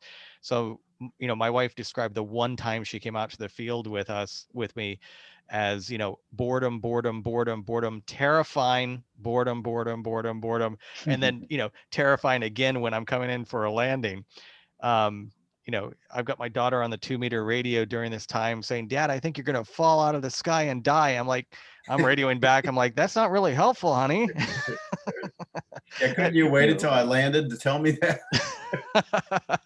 Thankfully, I don't get nervous in the sky, and other than the ground rush, in my landing gear malfunctions, yeah, I'm not having a problem landing either. But yeah, I told her it wasn't very helpful. So when So you're, what happens when your 8-year-old comes to you and says, "Hey, Dad, I would like to learn how to fly"? Maybe not today, but maybe in a few years. Actually, she has been saying this since I started watching PPG videos early on. She thinks it's the coolest thing. Well, it is. It is. You can't deny it. But you know, you like driving, you need to have some degree of fear of, you know, your own life, that you're not invincible. And you know, you think about being a 15-year-old with a learner's permit. I know I was a nightmare on the roads until, you know, probably my mid 20s. You know, just thinking you're invincible. And I spoke with my trainers at Aviator when I was there. I'm like, you know, I do have an 8-year-old, you know, that would like to get into this someday. I know it's way too early now, and I asked their opinion. And I think the general consensus was, you know, at the absolute earliest, you know, you need to be at least 15 before you start to get that appropriate level of respect for, you know, controlling your own environment to keep it safe for yourself. So, you know, we discussed it over the dinner table several times, and, you know, uh, wife is generally against it, and I'm generally pro, but probably like 16 years old or older. Get them a tandem ride next time you go to a fly-in. Get somebody that's certified and knows what they're doing. I bet if you put your wife up in a tandem, that she'll fall in love with it just like you have. Yeah, I mean, a trike in the front seat, you know, I've never been seen someone take off with a tandem with just the foot launch environment, but you know, even in a trike, I think it's enough to give people that experience, especially if you hand them the toggles for a second and let them make a turn or something Well, like didn't that. you get a trike ride? That I was your sure first thing at Aviator before you I ever sure flew? did that first morning. That's the first thing we did, and you know, AJ was doing them Yeah. that day, and you know, I was asking him, I'm like, you know, why? Yeah, I'm like, so you know, are you feeling us out to see, you know, what kind of level of anxiety we have in the air and stuff like that? And he's like, yeah, that's part of it. He's like, you know, we're also trying to give you a feel for what it feels like to be under the wing, you know, what the Yep. turns feel like and things like that, what it's like to fly low over all those cows and birds and so forth that you get in Lake Wales. We got a lot of people that jumped on. This is officially the after show, which means that we're still talking, but you know, anybody wants to join us, we can. You can. We put the username and ID and password for Zoom in the chat. Darren Locklear gave us $10. Thank you very much. Do we see? Did I say that right? I hope so. Donated $5, and DP also gave us $5 and said, thanks for the host, panel, and guests. JP, can you hang with us, or you got to go? I gotta head out here in a minute, but I wanted to just real quick show a video Okay. that I've got. He said he's never seen a foot launch tandem, and I've got a quick clip right here. I'm gonna take you out of my ear. Hang on. But we liked to be in your ear, JP.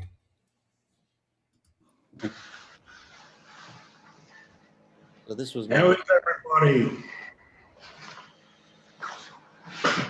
that's a foot launch tandem, which is still, you know, just as safe. It's a little bit tricky because you gotta be careful not to trip over each other's feet, but it's a lot Does more a mobile person than in having to run front, on the trike. do they always have to run longer than the pilot in the back? I think, yeah. She typically, took yeah. an extra 5 or 6 steps after he's in the air. Yeah, typically that's the way the weight distribution kind of works out. So he's up, she's still running. Yeah. Yeah. I would think that in the front you run need to be skinny, a really right? The pilot is supposed to run with his feet apart, and the person in front is That's supposed to gotta be run awkward, together. man. Yeah. It's gotta be yeah. awkward. It's gotta be some skinny, cute, skinny little girl go up front too, probably Yep, for it yep. to work. Well, that's where it is in this case. So I think you have to have massive skills to be able to be the pilot there. I don't see myself ever getting to that level, but I sure do Oh. respect it. Hopefully, sometime this month, Mark George and I are supposed to go and get our tandem. So Sweet. are you doing that, Oh, Sean? Well, What's that? we'll have to chat because I've been interested in that as well. George, David, somebody even closer to you in Western North Carolina, Brook Sheffield. What's that called? Wheels Up NC. Yeah. He's just got his tandem certification, and he's going to start instructing here in the next month or so. So, I Will watched- and Ben, they all know him, man. Y'all basically are a small family up there, paramotor people. Yeah, we're connected on Facebook. I've been looking forward to meeting Brook in person. We've the next time, you know, he comes out somewhere in between in this in our schedules align, I'll, you know, I'm look forward to meeting him in person. Yeah, I enjoy watching the videos that he posts, and look forward to flying with him sometime in the near future. Yeah, Brian, you say we're a small family up here in North Carolina. Are you insinuating that we're all related? Yeah, you got all these Perry guys, you know, you Kind got of North the dad, David Carolina. Perry, the son, Josh Perry. And, yeah. You want to be Will, we adopted, didn't really want Brian? to say it like that, but yes. Yeah, I can read between the lines. Hey, I'm just following up So on the David, chats, man. We got a lot of people. David. We got a lot of people real quick. How about a real quick screenshot? I mean, since we got so many people, count of three. We're only doing one. 1, 2, 3. Cheese. Oh crap! Crap! Hold on. Hold on. It's harder than it looks, Yeah. isn't it? Hold on. Can we do fudge instead? Control Shift 3, right? Yeah, Oh, I was taking pictures. I just don't have. I just didn't. Command Shift 3. I don't have the sound thing going through this. It's supposed to go through. Okay. That's Apple, Will. That's Apple. That's, I was trying doesn't do that. I was trying to teach Brian how to do a screenshot with one hand. It turns out he had I didn't know. I thought he had a Mac. yeah, I'm Yes, it behind the times, man. Hey, I it live in don't the work past. on a Windows machine. Okay, we did good. We got some good ones. All right, so Ah, that's what I wanted man. to do. So we are officially in the after show. Real quick, Dave. It's after 8:00. Well, it's almost 8:30. Holy smokes! We've been talking for about an hour and a half. Holy How long can smokes. you hang with us? Do you need to go? I'm so sorry that we went longer than an hour. No. I should be good for another half hour at least. All right, good You deal. guys are my priority tonight. Aw. I love it. And Opportunity to play out, guys. I'm on the East Coast, so it's a little bit later here. Peace, JP. See you, jptulo.com. Peace Thanks out. for everything. Thanks so much. Great talking with you, man. Have a good Thank Same day. as JP. JP Tulo. Check Thanks, him out on JP. TikTok. Yeah, look jptulo.com. on TikTok, jptulo.com. Hey, if you guys haven't yet, throw us a thumbs up in the thing. It helps us. Right. So, all right, guys. I'll see you next week. Good night. Bye. JP. So who do we have in here? We got our guest, David, me, Sean, PPG Grandpa, Brian Haybill Waller. We got Flying Flamingo Jade, Will Fly PPG, Linda Anderson, also known as ParaMomUSA.com, Eric Lear, Never Trust a Skinny Chef. Shane, glad you made it, brother. Thank you. Yeah. Thank you. Sorry I'm late, but I'm here. We also got Shady. Walter. We got Walter, PPGWalter.com, Walter. even though he's not PPG. We got DP, David Perry, and Tim Paul. What's up? Tim Paul, are you Sharky? In the sky. Sharky in the sky. John Wayne made it too. I'm What's up, Sharky. Woo! Nice to meet you, Sharky. I've been seeing your name in the chats for a while, Yeah. man. Hey, I all am, right. huh? Good to see Welcome. everybody tonight. Welcome, Welcome. welcome. Absolutely. Welcome, everybody. John Wayne. So, Yes. what do we want to talk about? Do we want to talk about paramotor still? Of course we do. Yeah. We love talking about paramotors. Did anybody else have any questions for David? Anybody? And did we No, answer? just a comment. I got a comment. So David, I went and I wanted to sign up for this, and I took my wife down there, and we both kind of signed up. She was just a little unsure, and then all of a sudden she took a tandem and she fell in love with it. She's like full in. And then we were out at our field with our instructor, and there was another guy, and he took my 10-year-old up for a tandem, and she really enjoyed it. She liked it. I'm just giving her a couple more years until, like you said, you know, when they're a little older, a little more mature. And I think we would like to get her into it, you know, and just offer that to all the kids, because it is as they always say, it's as safe as you make it. and we're not into the acro. We're not into doing anything like that. We are very interested in the hay bale slalom. It always has interested me. So we're seriously going to look into that a little bit. And there's an instructor that drives around in a Waller hauler, and we're going to look into hiring him to teach us how to do this. So Oh, there's some crap talking going on. Waller holler. I like it, man. It's a stick. I always call it the mini winnie, but I think Waller holler's got a better ring to it. I think so. Yeah, I've at least got the support level of, the wife looking at RVs, or tow behind campers, probably primarily, with the intent of once she gets to retirement, which is hopefully just a couple years from now, that, we'll be able to, take the three of us and travel around the country and so forth, or, possibly spend, 2-3 months at a time overseas in a particular country. And of course, I want to bring my gear and fly out of countries where I can fly, targeting places, our short list are places like France, which we go to on a regular basis. She has some family there. And, of course, France is huge with paragliding and extremely supportive of light air sports as well. So, being able to fly, past castles and stuff like that sounds really magical to me, as well as, going out west and flying in, Utah and, all these other places. I see these guys flying, doing their little adventures from out in, the central U.S. and further west. It looks really exciting to me. I mean, the world is a fun place to explore on the ground, and I think even more fun to explore from the air. Just don't land on a south lawn like that dude with the what was it? The gyrocopter from the U.S. Yes, Postal yes. Service. Yeah, gotta watch the You're talking about airspace. castles. In North Carolina, man, you can go over there and buzz the Biltmore estate. I have seen a video with Brook doing that. Yes, and pulled up Flight Vector right away, and I'm like, I didn't think he could fly there. And I'm like, oh, I see how he did that. Yeah, it's I'm pretty sure landing or foot dragging would be frowned upon, but you can fly around it. it's yeah, it's a beautiful property that I've seen from the ground, of course. And Brook and the guys out in Western North Carolina certainly have some beautiful areas to fly from. Yeah, they have to deal with, the mountain weather and things like that, and cooler temperatures than what those of us in the center part of the Carolinas have to deal with. But man, it's beautiful when they do fly.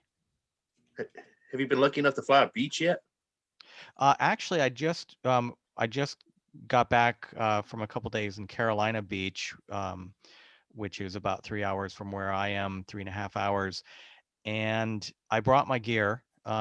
And as I mentioned earlier in the show, I'm one of those guys that likes to ask permission as opposed to just um, begging for forgiveness after the fact. And that really bit me in the butt this time on this trip. Hauled all my gear out there in a separate car.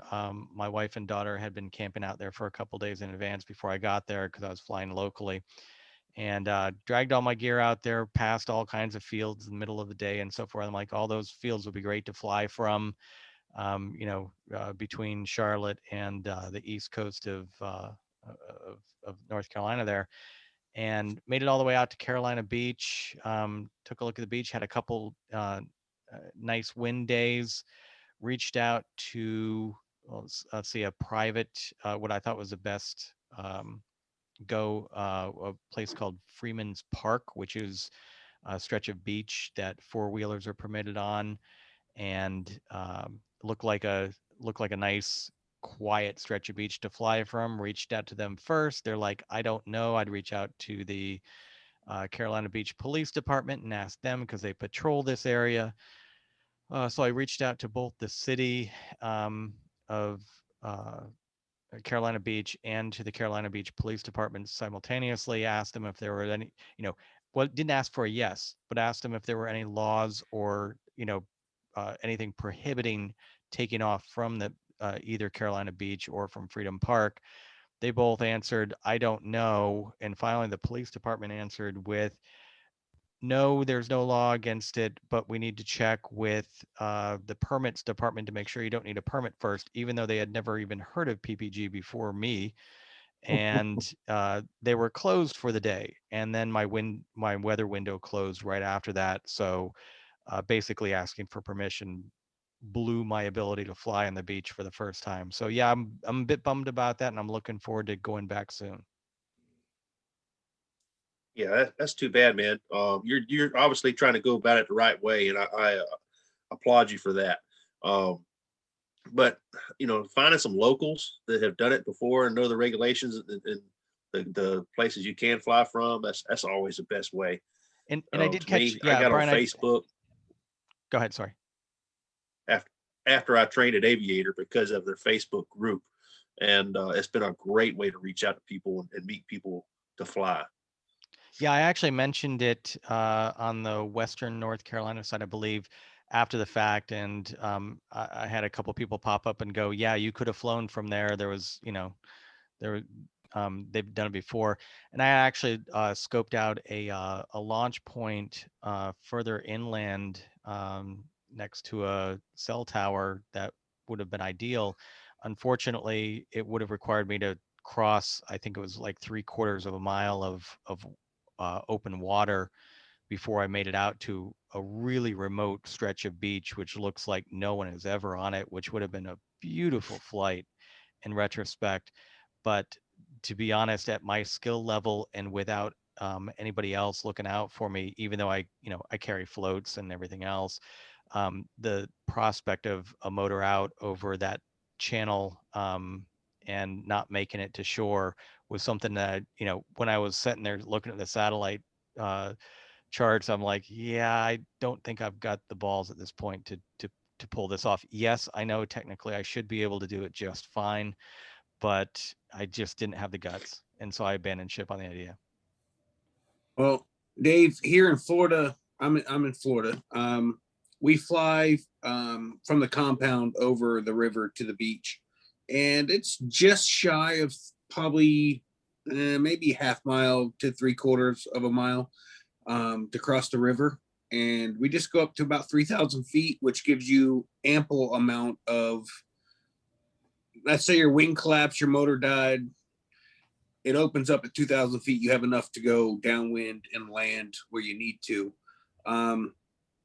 But if you're ever down towards the Palm Bay, Florida area, Central Florida area, look me up because I know places and I can put you on the beach in a hurry.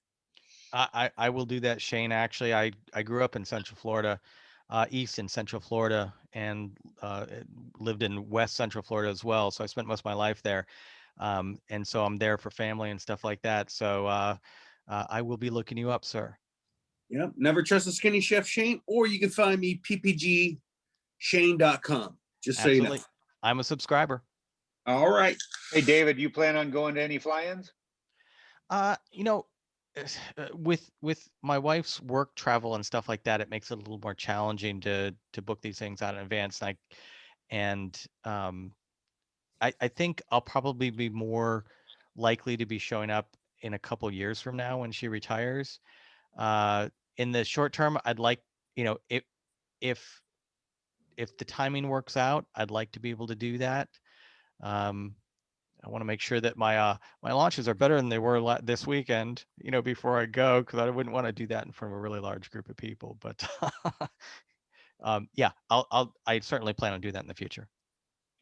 Well, I wouldn't worry about your launches. That's nobody's going to make fun of you or anything like that. We had this conversation between a lot of us, with Jade. That was Jade's concern, and the flying flamingo that you see there with the halo that she thinks she has. Anyways, and you could just catch a ride with Will. Just strap yourself to the roof and just ride with Will all the way down to the flying. There you go. There you go. Appreciate that. Real quick, guys, I was wondering if y'all could do me a favor. Today is my mom's birthday. She's actually watching the show, and I thought it'd be really cool if you can sing, or even if you can't sing, to maybe sing "Happy Birthday" to my mom with me. Yeah. Sure. Okay, come on, everybody, ready? Let's do it. Happy her birthday. Birthday to you. Wow. Wait a minute. Let's start again. Let's start again. Hold on, what's your What? mom's You don't like her name? singing? Her name is Yeah. Wendy. What's your mom's name? Her name is Wendy, or you can call her mom. It's no big deal. Okay. All right, ready? All right. 1, 2, Okay. 3. Happy birthday birthday. What the? Happy birthday to to you. you. Happy Happy birthday, dear Wendy. mom. Happy birthday to you. That was a train wreck. That was, but yay. Happy That's gonna be the highlight of the video. birthday. We're not going to make it on the charts anytime soon. Okay, hold on. I think I understand the lag thing now. Oh. Hey, What? we're going to Hollywood. I think the Was it loud? problem was not the singing. I think it was the Australian accent. Throws it off. Well, you got the winter clothes on. What's going on?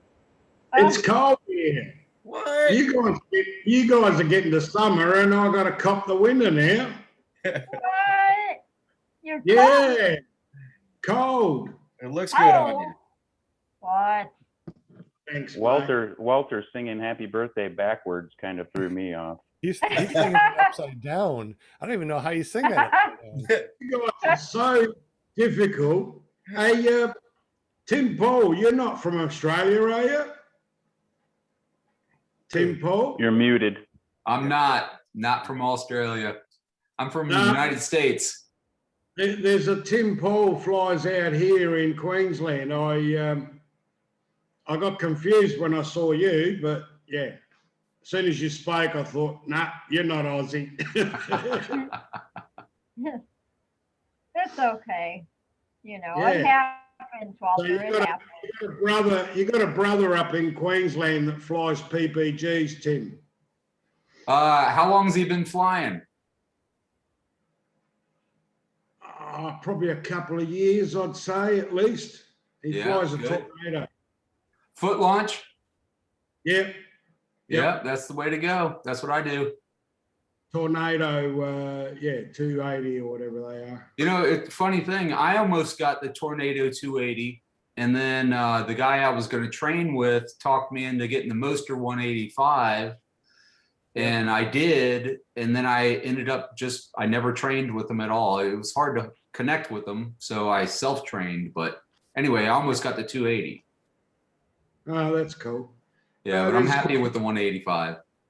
Quite a few out here with their conceptions, and as far as I know, they don't seem to have much trouble with them. Whether the 280 is different to the 200, I don't know, but Yeah, there's a lot of good. here as well. What do you fly?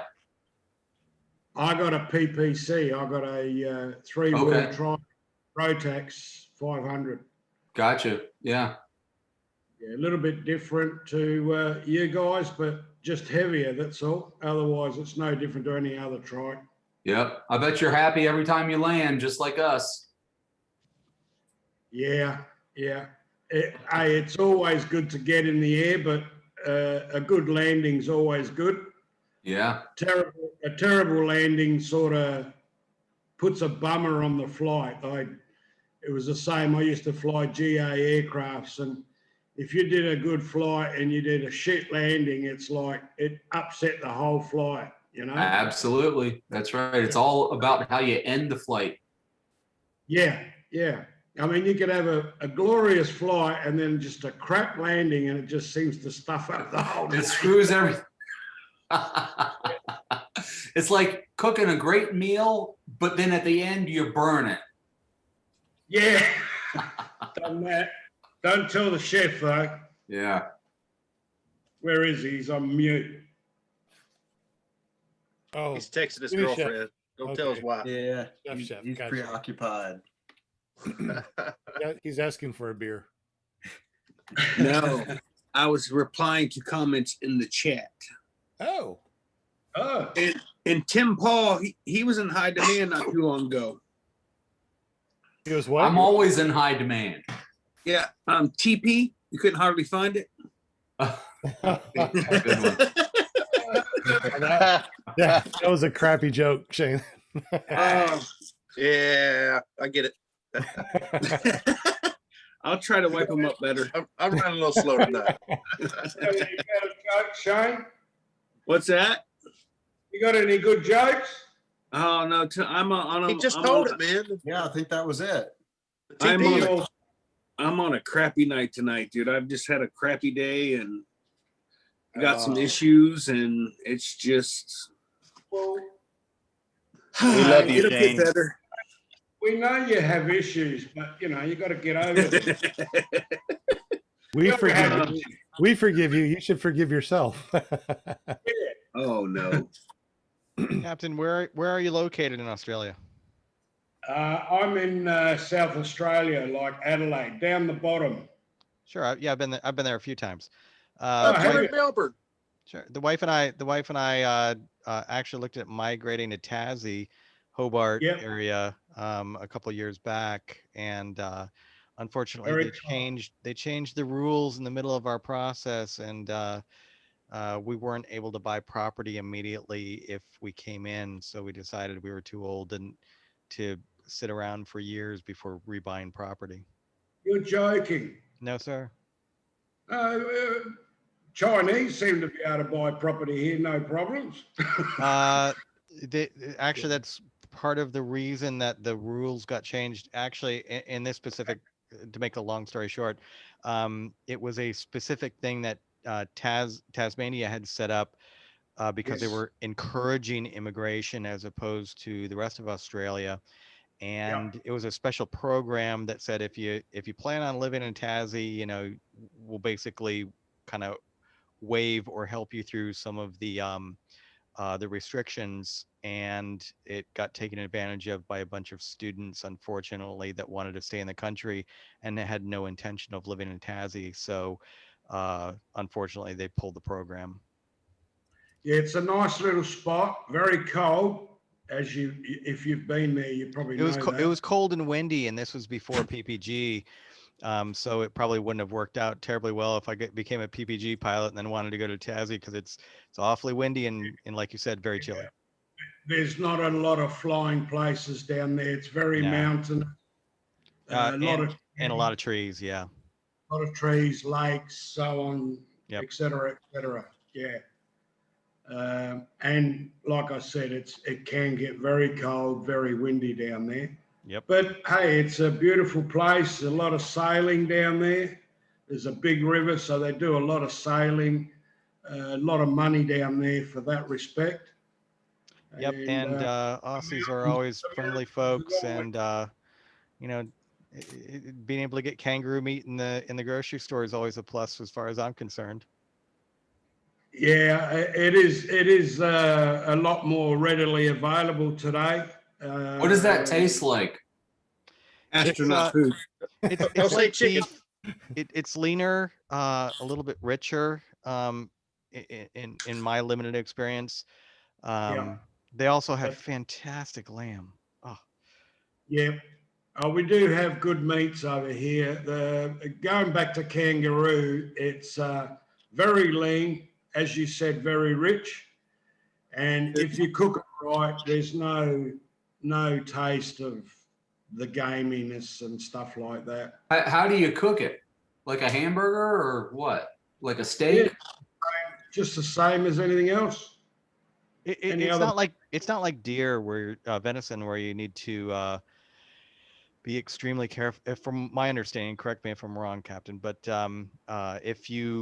it's not as susceptible to gaminess like you get out of venison, where you have to be really careful, you know, to make sure that it was killed properly, quickly, before the adrenaline gets in its blood. You know, just cooking it on the grill like you would a steak, it's like a really lean steak, probably more tender than the cut that you would normally get out of beef, you know, that was equally not, you know, filled with fat lines and things like that. That's It right. sounds like y'all are explaining elk meat to me. I mean, elk meat in the United States is way better than beef, and you got deer, beef, elk, in my opinion, man. You don't get the gaminess. I've never had buffalo. Buffalo's good. They even sell it at Bison's pretty Walmart. common. You haven't had bison? No, I never Huh. have. Hmm. No.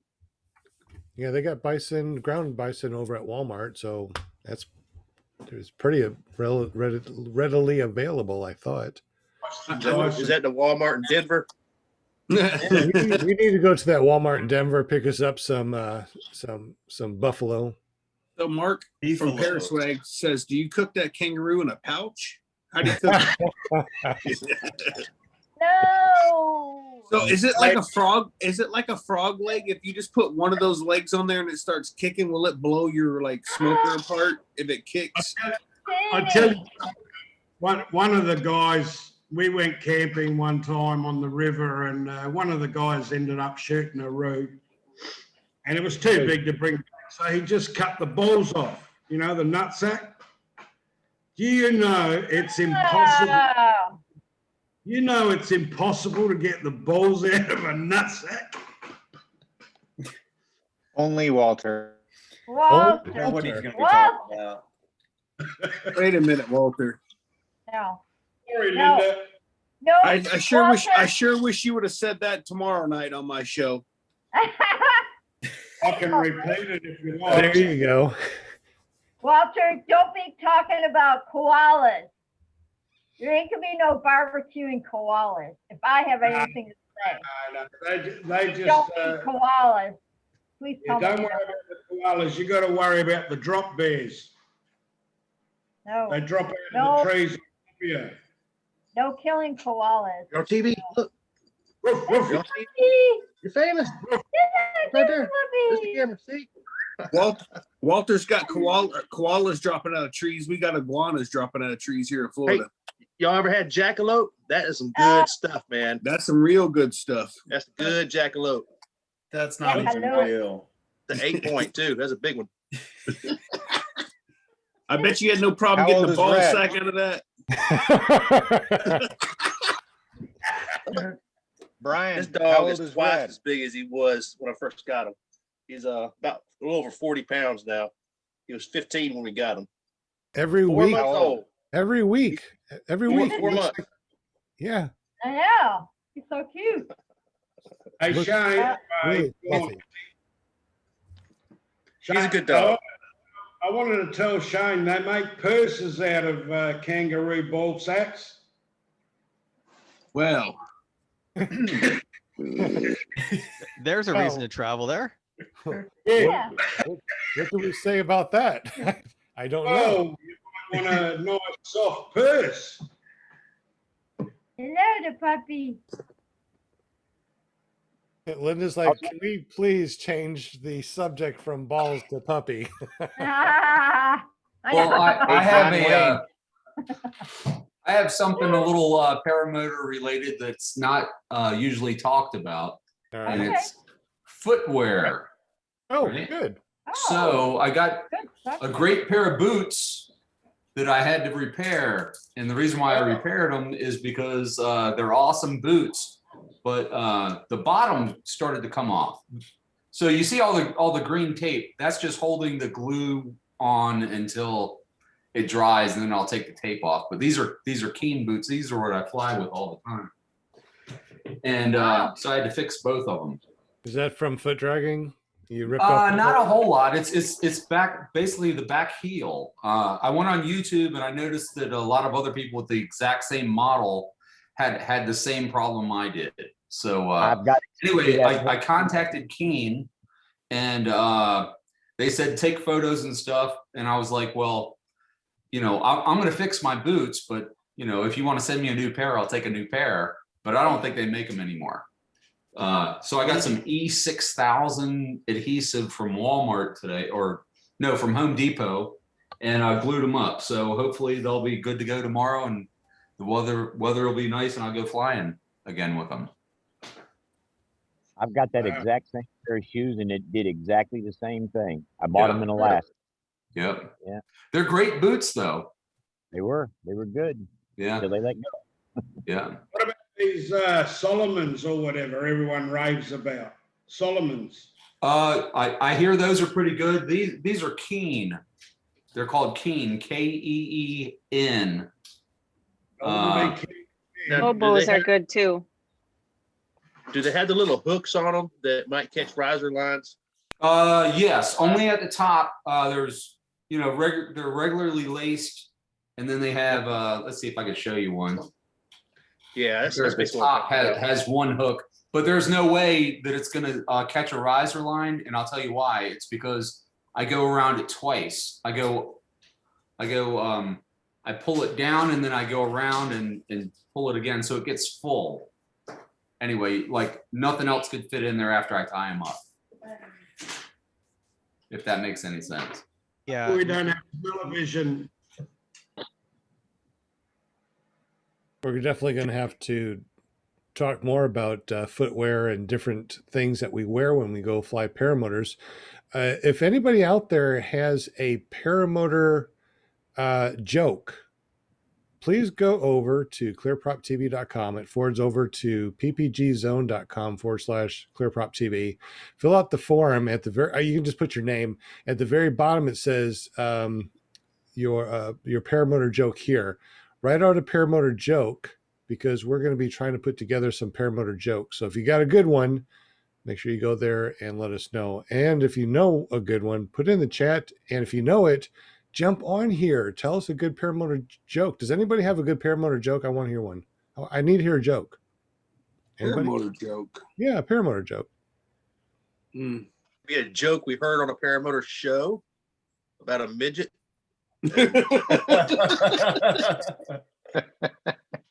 Al used to say I was a paramotor. No, I'm not going. Was pretty we good. won't go there, Shay. Oh, it was funny. I still chuckle. Yeah. Yeah. Or is that the lickety split? Lickety split. That joke will We forever have good stay. times at these fly-ins, man. We'd all sitting around drinking beer. Some of us drink beer. We all have fun, and you know, tell these jokes, and Yeah. we get away with telling some that we probably couldn't tell on the show, I think. But Yeah. and everybody, just it's a whole community of people. This is awesome, man. Hey, Dave, hey, Brian. I highly encourage you to go to a fly-in. Hey, Brian, you just pointed out we drink, some people don't. Does anybody ever get picked on or tried to get pushed into drinking if they don't really drink? Not that I ever heard of. I mean, No. maybe if you're 17 or 18, but No, I'm not just as adult. saying if you have a preference of one way or the other, no one's gonna point that out. It is what it is. If you get offered and it's a no, that's probably the last you're gonna hear of it. You know what I mean? Yeah, yeah. I mean, So I really do appreciate the type of people that are in this sport. And it's again, it goes back to not just the drinking thing, but if you're a new pilot and you show up to one of these, you'll probably get a guy that's experienced or 25 guys that are experienced giving you pointers and helping you out one way or the other. And it's really unique in this sport. And I'm glad to be part of it because I need all the help I can get. yeah, you Me do. too. No, that's You guys are all you're talking about that earlier, David, about people helping you out, you know, and that really just kind of hit home to me. Man, everywhere you go, these paramotor people, they want to help you. They want to see you successful. They want to help you get into the air, and sometimes they probably try to help a little too much. But Craig Taylor in the chat just threw out a joke. He said, "What did the prop say to the gas cap? What? You crack me up." Oh, nice one, Craig. Not bad. It's not bad. I can't believe you blame Craig for that one. That was all you, Shane. No, he wrote it. It's in there. Yeah, he did. Mark H, PPG trike jockey, said to David, "How did you get started with lasers?" So that was my passion before I got into PPG. It's something I started when I was, probably about 20 plus years ago. I'm currently the secretary of the International Laser Display Association.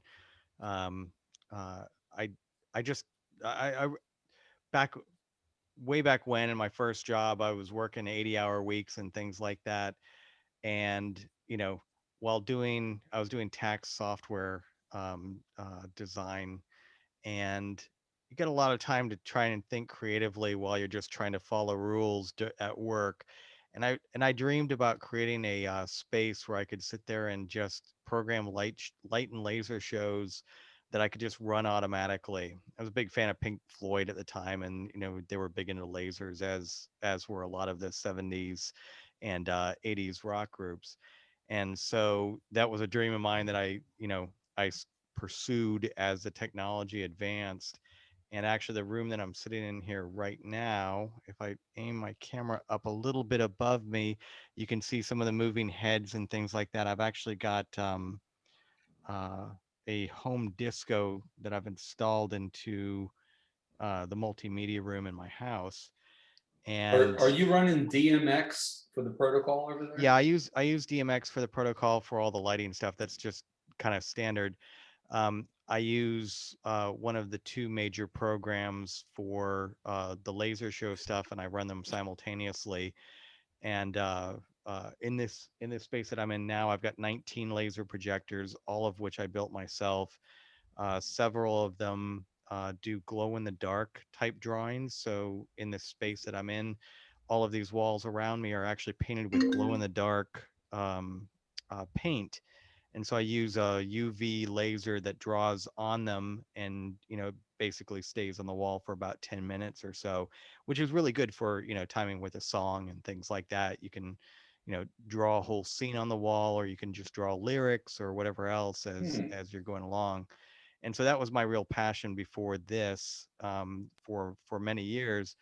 And then I got into the whole PPG thing, and I haven't turned on my lasers in 6 months. So, Dude, Brian's all ready to go. He's foaming at the mouth. And I'm that's just really thinking, cool. David, I can't get into too much detail, on the internet on this about a graduation ceremony down there where you went to school at.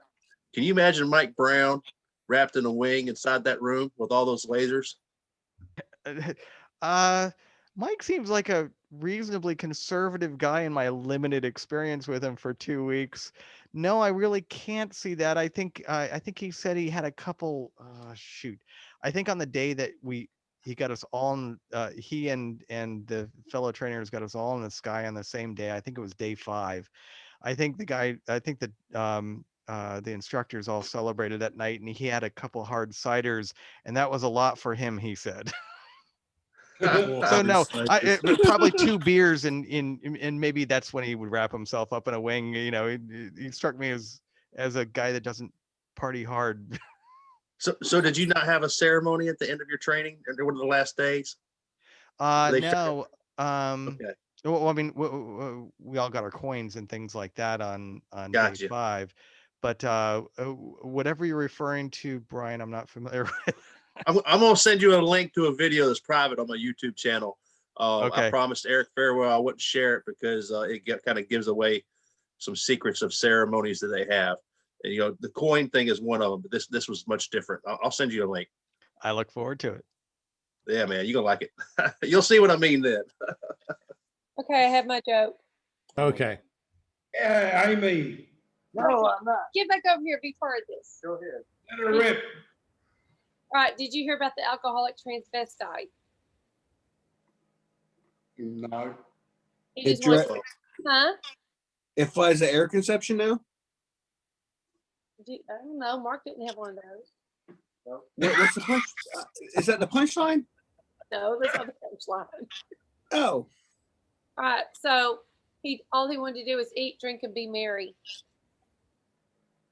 Brian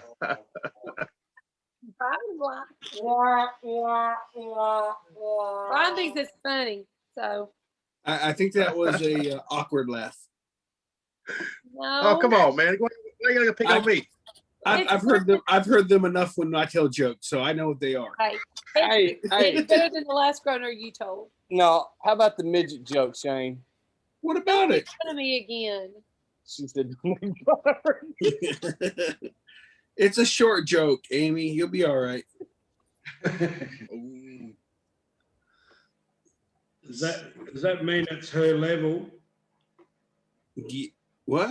Here, Walter, he says that means at my level.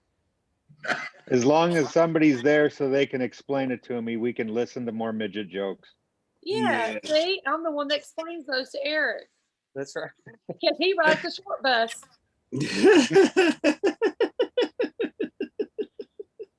I thought Thank these you, jokes were Amy. supposed to be paramotor jokes. Just saying. Yeah.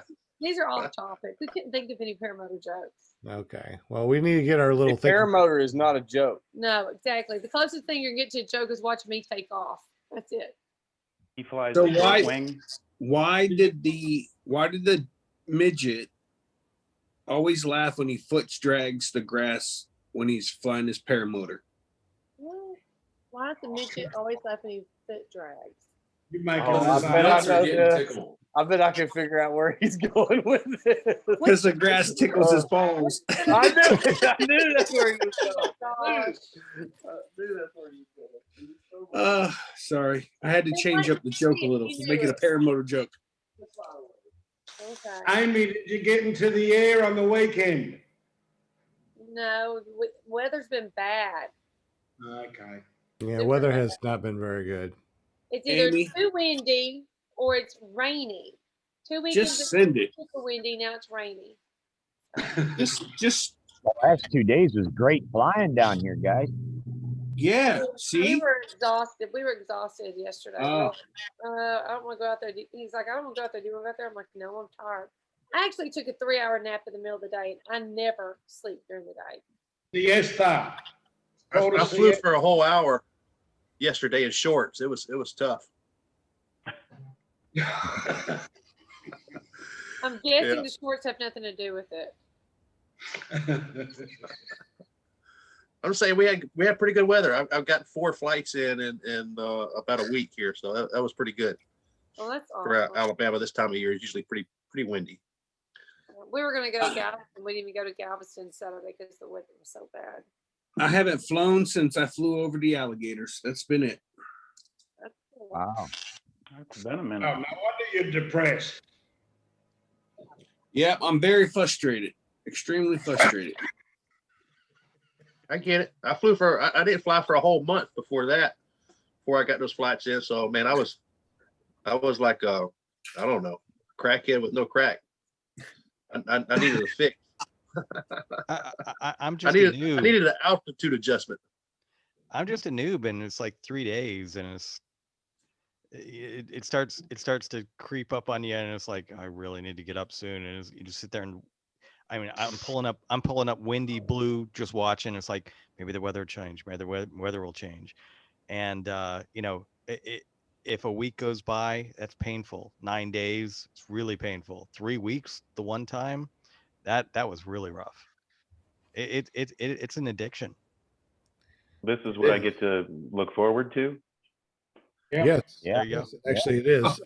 No, it gets way worse, Dave. Way worse. Yeah. Last time I flew was April 3rd, and today is the 19th. Wow. My gosh. Yeah, some of us used to be married before we got into paramotors. No, I'm just kidding. No, it's just been really bad weather. I mean, something's always coming up. I'm still Actually, waiting for good weather to come up. I got another question for David. We're talking about going a while without flying and jog my memory on one. You had 26 flights when you left Aviator. How long did it take you when you got home? And you have a pretty challenging flight situation there with that LZ, I think. How long did it take you to get into the air? Like for you to realize the weather was okay and you to get up the nerve, take off by yourself without an instructor in your ear? What? I actually got pretty lucky, Brian. So my equipment came in. I immediately broke in my carb like I was supposed to. So that took it. I assembled. I spent the next day running, breaking my carb in. And then I was out to the LZ the next day. Weather was good. It was unusually one of the days when there was a PPG pilot there, just one. And Sweet. he was an experienced pilot. And, it's like, I hadn't flown for 5 weeks, and, I'm an old guy, like, I'm 52, and it's like, so half the stuff that I learned had gone already. And it's like, I, needed to redo it. But that day I had it. and he launched first. He blew his launch. He's like, that's the first launch I've blown in 6 months. And I'm like, go again. I'm like, I'm gonna do a whole lot worse. And he was like, no. And now it's throwing me off. He's like, you go first.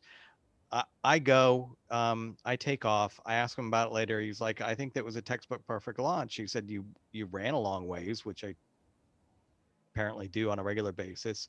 But I got off the ground just fine. I did a whole lot of really low flying because I wasn't thinking, oh, wow, I'm flying above a bunch of trees and, varying terrain and so forth.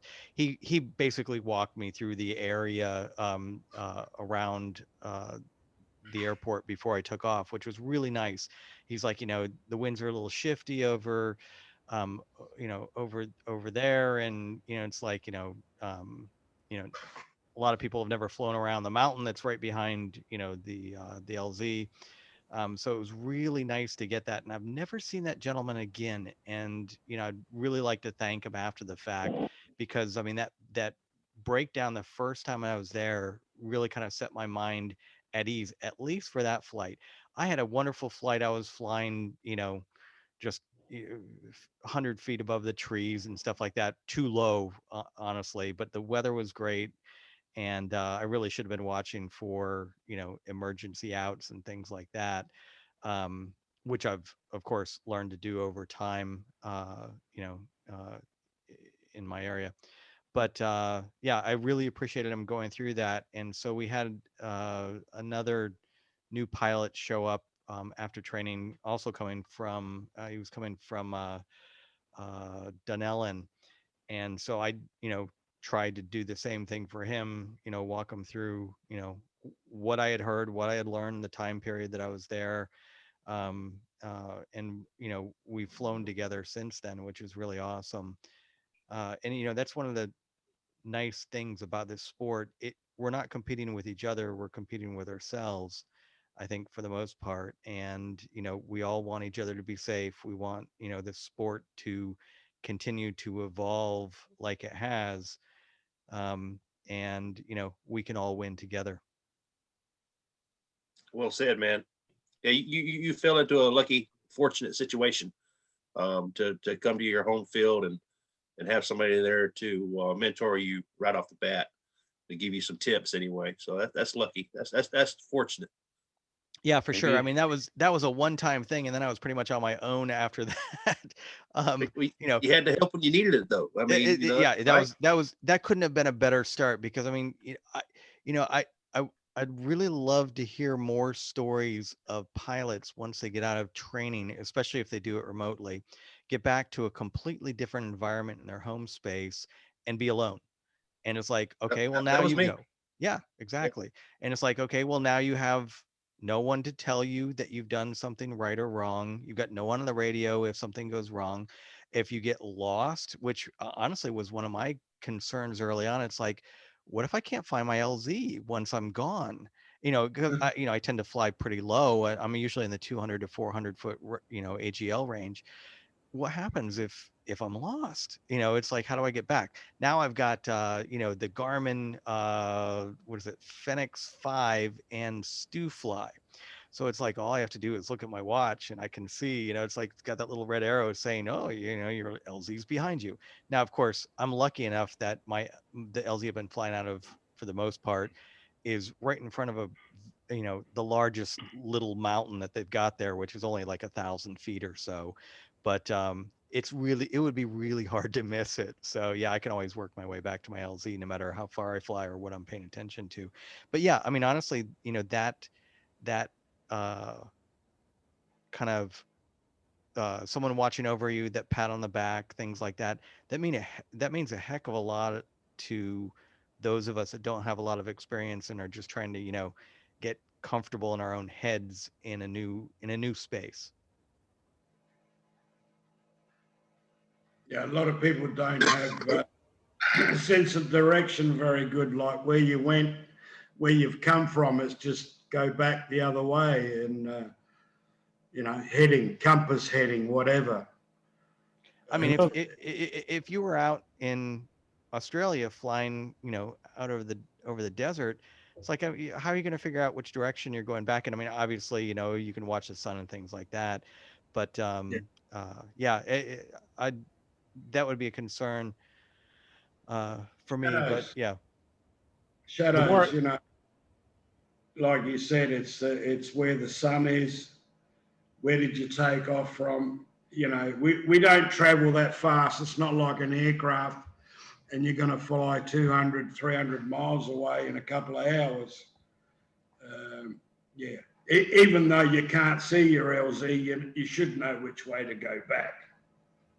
I know that the more I fly in my area, the more I understand where I am by just looking around. I know where I am, only because I fly it so much. I usually fly with my full tank, which gets me about 2 to 2.5 hours of flight, which gives me about 60 miles. And I've flown all over the place. And it's when I first started flying, got lost really quick. I needed my phone. I needed that map, that GPS to see where I am. Now it's no big deal. Yeah, here's something. Here's something. Something Shane said earlier. No, it wasn't earlier. It was another show. But I was going to ask you, because you fly the most in hours, 2.5 hours. Does your legs go numb or anything like that? No. No? It's not that my legs go numb. It's just from hanging there for so long. I'm just I want to make sure that they're awake. So even in my videos, you'll see me stretch my legs out and I just move them around a lot just to make sure that it's not that the seat isn't comfortable where my legs actually go to sleep. I just want to make sure that if you ever sat like at a bar stool long enough and you go to stand up and your feet kind of feel a little funny or something, that's toilet. Well, that too. That's a good idea, Shane. That's a good idea. Some of those bar stools, they have those little feet rests. Yeah. I wonder if there's a way that we can make little feet rests for our speed bar. Speed bar. Yeah. You can get a footrest. It's a trike. Yeah, it's called a trike. That's right.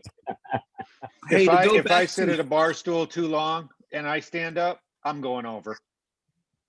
Every time I land, thinking the same thing. Every time I land since I broke my foot, I literally look down at my foot. I tell it to move and get ready, and because that left foot gets stiff, and I work it for a good minute or so before I come in for a landing. I mean, the landing gear has got to be ready. Hey, real quick, when you go back to the, we used to be married before we got into paramotoring.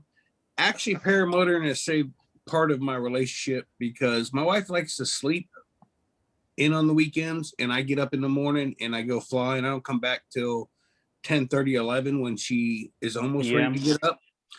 So, because before I would roll over and start like, "Hey, are you up yet?" "No, I'm still sleeping." And I'd be on my phone messing around in bed, and then I'd accidentally hit the unmute button, and then something would be playing, and she's like, "I'm sleeping over here." "Oh, it sounds to me like you're awake. You're talking. Let's get up." And she's like, "No, go back to bed." So eventually it would cause a fight because I'm ready to get up, but I don't want to get up without her and blah, blah, blah. So actually it's really been quite nice ever since I've been flying, because I can take off in the morning and come back, and about the time I come back, she's almost ready to get up. That makes a perfect weekend, doesn't it? Perfect wife. Honey, they're talking about you. We love you, Krista. We said you're perfect. Yep. Let's see if we Just can want to trick shake her. her hand. Yeah, me too. Wife support, spouse support. Let's see if we can trick her. Hold on. How you gonna trick her? She thinks my background's on all the time. Hey, Krista. So while he's doing that, so when y'all are checking your GPS, is it just basically from your cell phone? Or does somebody actually do y'all have an actual GPS? I use the Skyfly High, so it knows where I am, where I took off from, and which way I need to go back. Yeah, if you, Is that an app? Yeah, it's, Sci-Fi High is an app. Yeah. Okay. it's on iPhone, and there's a. I was telling everybody how great you are, and they all said that you're perfect. Is it on Android as well? I No, I think don't that think it's so. just on iPhone, Yeah. just Apple. But they got some really good free ones. Sounds Anyway. Hey, Krista, we can see you. Hi, Krista. Hi, we see you. Hi, Krista. No, they can't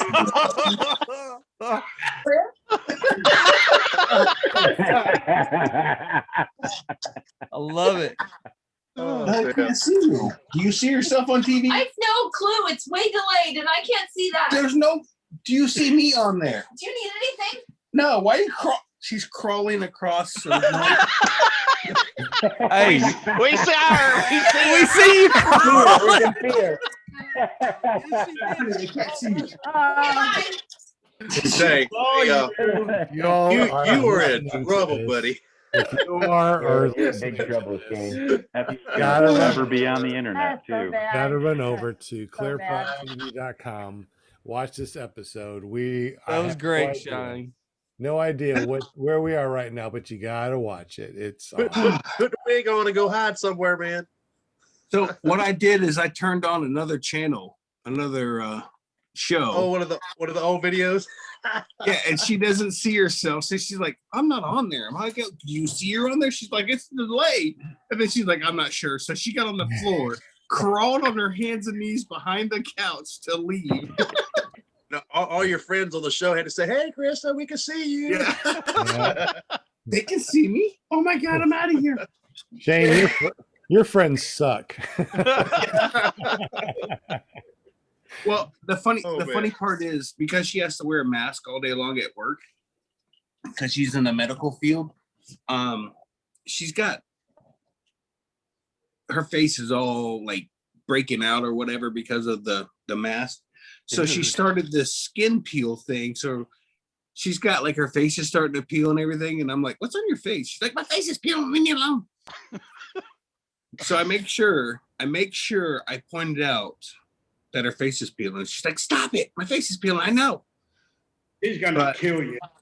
Yeah, pretty much. only if she watches the show. Yeah. So I just want to point out a few things. For those who want to fly the beach and aren't from around here, I greatly appreciate someone like Dave who spends the time to make sure he gets permission.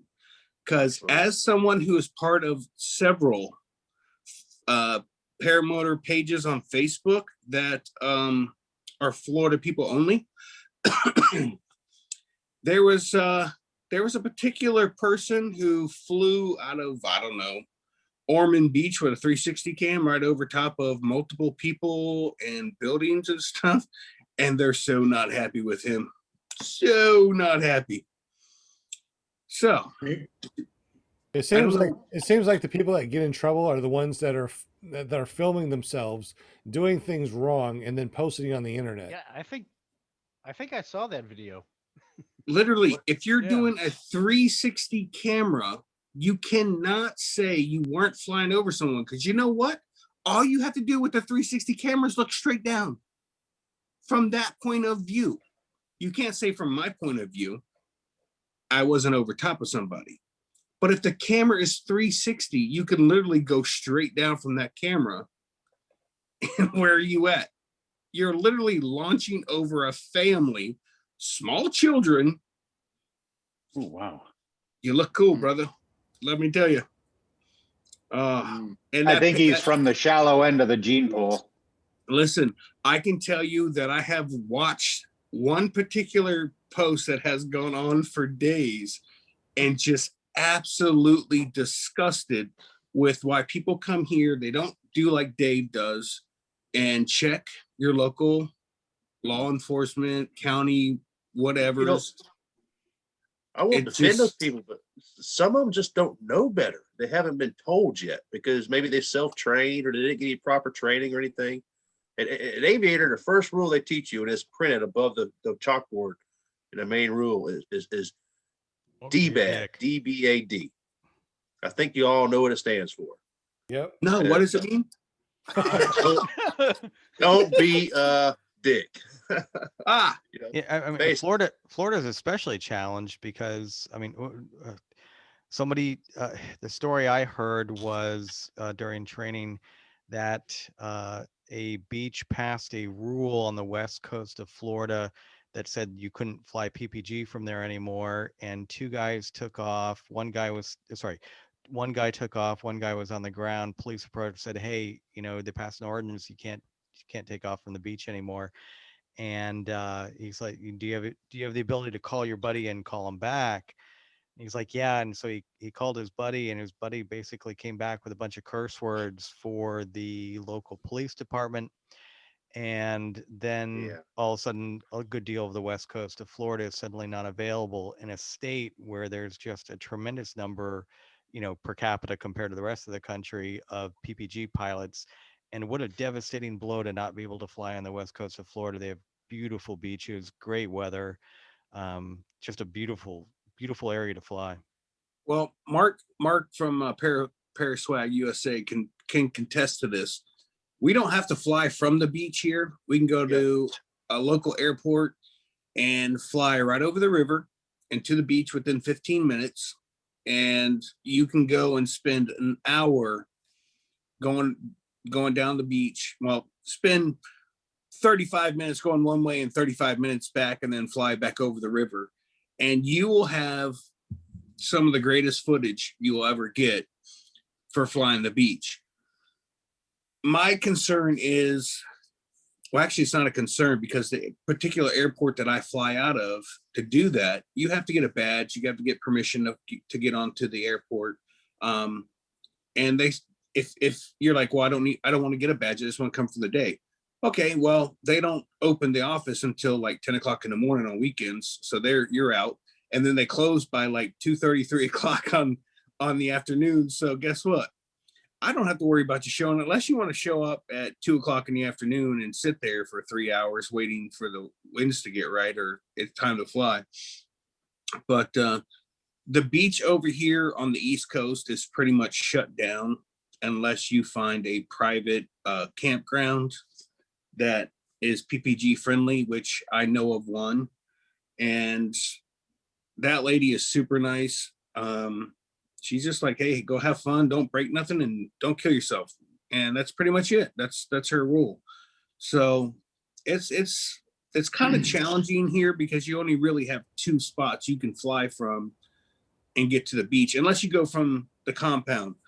The problem with the compound, it's a 35, 40-minute flight from the compound to the beach. So now you've got 10, 15 minutes before you got to turn around and come back. And you don't really get to spend that much time at the beach. You can't technically take off from the beach unless you go from a couple different places. And the airport that I take off from is one of them. You can get there within 15 minutes. So I'm still waiting for Brian Waller to come down here. Jade, Sean, all you guys need to come down. We can have a little fun. Walter? Is it not rule number 1 over there, basically, is you've got to be 1,000 feet above any populated area? Technically, you're not allowed to fly over any occupied buildings. If you're 1,000 feet and above, it's all right. Nope. No. Not here. Not here. But that's also good about this channel and it's these, different. all these channels, because you get to know people throughout the US that you can fly with, and they can show you the right places to fly, because now you also have somebody else to fly with. You're just not flying by yourself. It's different for general aviation, what you could fly over, than it is for FAR 103, what we fall under. We're not allowed to fall over populated areas.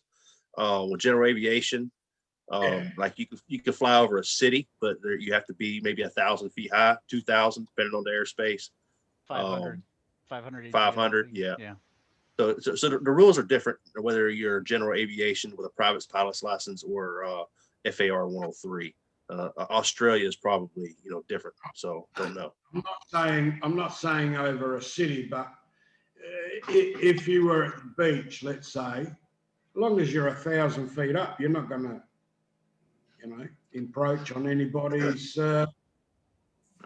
According, I think the Walter- rules based around, something falling off of your unit that might fall and hit somebody, you're not supposed to fly in a way that ever puts anybody other than yourself in danger. Walter, if you look at the my beach video, I can't remember which one it is. I only got one or two beach videos, but it literally, you see people out in the water and you see me go out around them and then come back in over the beach, because it is a rule. You, whether I'm 1,000 feet or not, I would have done the exact same thing, because like Brian said, if something falls off your motor, heck, even if you're 50, 60 yards off to their left and something flies off your paramotor and the prop hits it and throws it their way, you're responsible for it. So the further you are away from them and the further you are higher than them, the safer you are, according to the FR 103 rules. So again, if you leave the compound to fly to the beach, there's nothing but neighborhoods in front of you between the compound and the river and then the beach. Unless you go south of the compound, then you can go across and never cross over one house. I can't tell you how many people I've watched leave the compound and go directly east. Every one of them are crossing thousands of homes. And I go all the way down to the south and turn and go east. A lot of people argue that a house, without people standing in the yard, is not a congested or crowded area, but two people standing on a sidewalk could be classified as such, depending on what somebody said. Correct. I 100% agree. Yep, the rules are set to, if you are at fault if anybody else gets hurt or there's damage or anything. The rules are written where you are responsible as a pilot for everything. So if anything falls off the paramotor, you fall down and hurt somebody, whatever happens, if you do any damage, you are responsible. That's the way it's written. And if you piss off somebody too, like flying too low and go over horses or cows or livestock. Yeah. You're at fault also. I mean, Craig Taylor just dropped a thing, a chat or a message in the chat there. Actually, FR 103 allows no minimum altitude as long as you are not over person of a gathering or harm to person or property. You can under FR 103 fly over occupied homes or houses as long as it's 500 and above. So technically, I guess you could leave the compound and fly all over those across those houses as long as you're 500, according to what Craig just said. But there's been some cases too. You gotta look at some cases that somebody flew and there's two houses within an acre, and the judge said that was considered. That's the whole problem, though. It's subjective to some people. It is. Yeah. Exactly. It was They did that on congested. purpose. Yeah. Congested. That's the word. Yeah, congested. Yeah. Right. It was They just wrote it intentionally that way left so that no vague. matter what, you're at fault. There's an easy Exactly. way to fix that. Is just don't fly over that stuff. Exactly. We have plenty of That's why places we to do fly. it. I had just trained with Kyle. It was my first year into paramotoring, and I went to Galveston. I got invited down there. They're like, man, it's the best flying you'll ever do is on the beach. So I went down there. I had 8 flights under my belt. When I left, I had 18 flights under my belt after 2 days. But a lesson I learned about the congestion is there was a guy flying a kite, and he was actually not standing on the beach. He was standing in the water. And I did not see the line because he was way out in the water. And everybody else was flying their kites on the beach. So we were kind of stay away from it. And I had the string come across my harness. I actually snagged the kite. And I mean, it's just, you don't need to be close to that stuff at all, period. That was a lesson that I learned that weekend. Goes back to liability insurance. David, when did you talk to First Flight? Was it last year or this year? First Flight? Sorry. I'm Yeah, not the familiar with- insurance. I'm sorry. The, That's an insurance company. I'm trying to remember what the name of the insurance company is. We got it sitting on my desk, but it's all the way downstairs. I contacted them, I guess, just 4 weeks after I got back. I basically I wanted to coordinate it so that I had it before by the time my gear arrived, which was, in a 5 to 6 week delay mode. But as far as actually getting the insurance and things like that, once I had the PPG 2 rating go through, and I was able to, and then I joined the USUA and then applied immediately for the insurance, with proof of the PPG2 from the USPPA. Then that whole process was like a week before I had the insurance policy in my hand. So it was a really quick process. And they were, like I said, the folks at USUA and at the insurance provider were both, great and worked efficiently to be able to get things approved and done and get the insurance policy in my hand. Oh, wow. What kind of insurance are we talking about? Liability insurance for Not third life party. insurance, not life insurance. No. My life is worth nothing. So, well, I was going to tell you. Because I was Do we gonna know? Do you have the name of that insurance company? Because we're really been looking for some insurance. Yeah. The reason I'll tell you, give me 2 seconds. I'll run downstairs. I'll come back up with it. Perfect. Yeah. Perfect. Okay. The reason why I say is USPPA used to go through the USUA, and that used to be First Flight Insurance out of Kitty Hawk, North Carolina. Last year, end of August, I got a PP2 rating from Midwest PPG, and then I called First Flight down in North Carolina, and I could not get anybody to answer the phones. I called even the president. I emailed them several times, no response. And the person that is on the bottom of the USPPA form, that was the USUA form, when I called her phone, I got a message, and this was August. Her message says, we will be out for Memorial Day, which was back in obviously May of last year. So I've been trying to find, and then I've called some other insurance companies like Falcon Insurance, and at least the guy knew what a PPG was. I called some other insurance companies. They've never heard of it. And I called the Falcon Insurance and talked to him, and he said that First Flight, he believed, kind of stopped doing that PPG and UA insurance, but he said that he couldn't insure anything unless I had a N number. So it was kind of like back to square one. Those girls are not watching it though. Hang up something. I'm back. Here we go. Yeah, I thought they did This is some too. Star Insurance Company. He's been in here with us, and then he Came went through. to the trash can and started doing that. You talking about that gargoyle on your lap? What? What gargoyle? Oh no, he's talking about our 13-month-old. He's what's the sound like? I got Unmute is on. Yes, it is. I can't help it. Look, the laptop mute. Sorry. Over here, because we're registered and licensed, we are covered with our license for $10 million in any damage to third party. Okay. Okay, y'all see what David's holding on my head? Here's a copy of my policy. So here's the name of the company. Star Insurance Company. This is, as I said, the Star company with that two Rs. USUA put me in touch with, and the insurance providers representative and the USUA representative both knew each other well, and like I said, the process went through really quickly.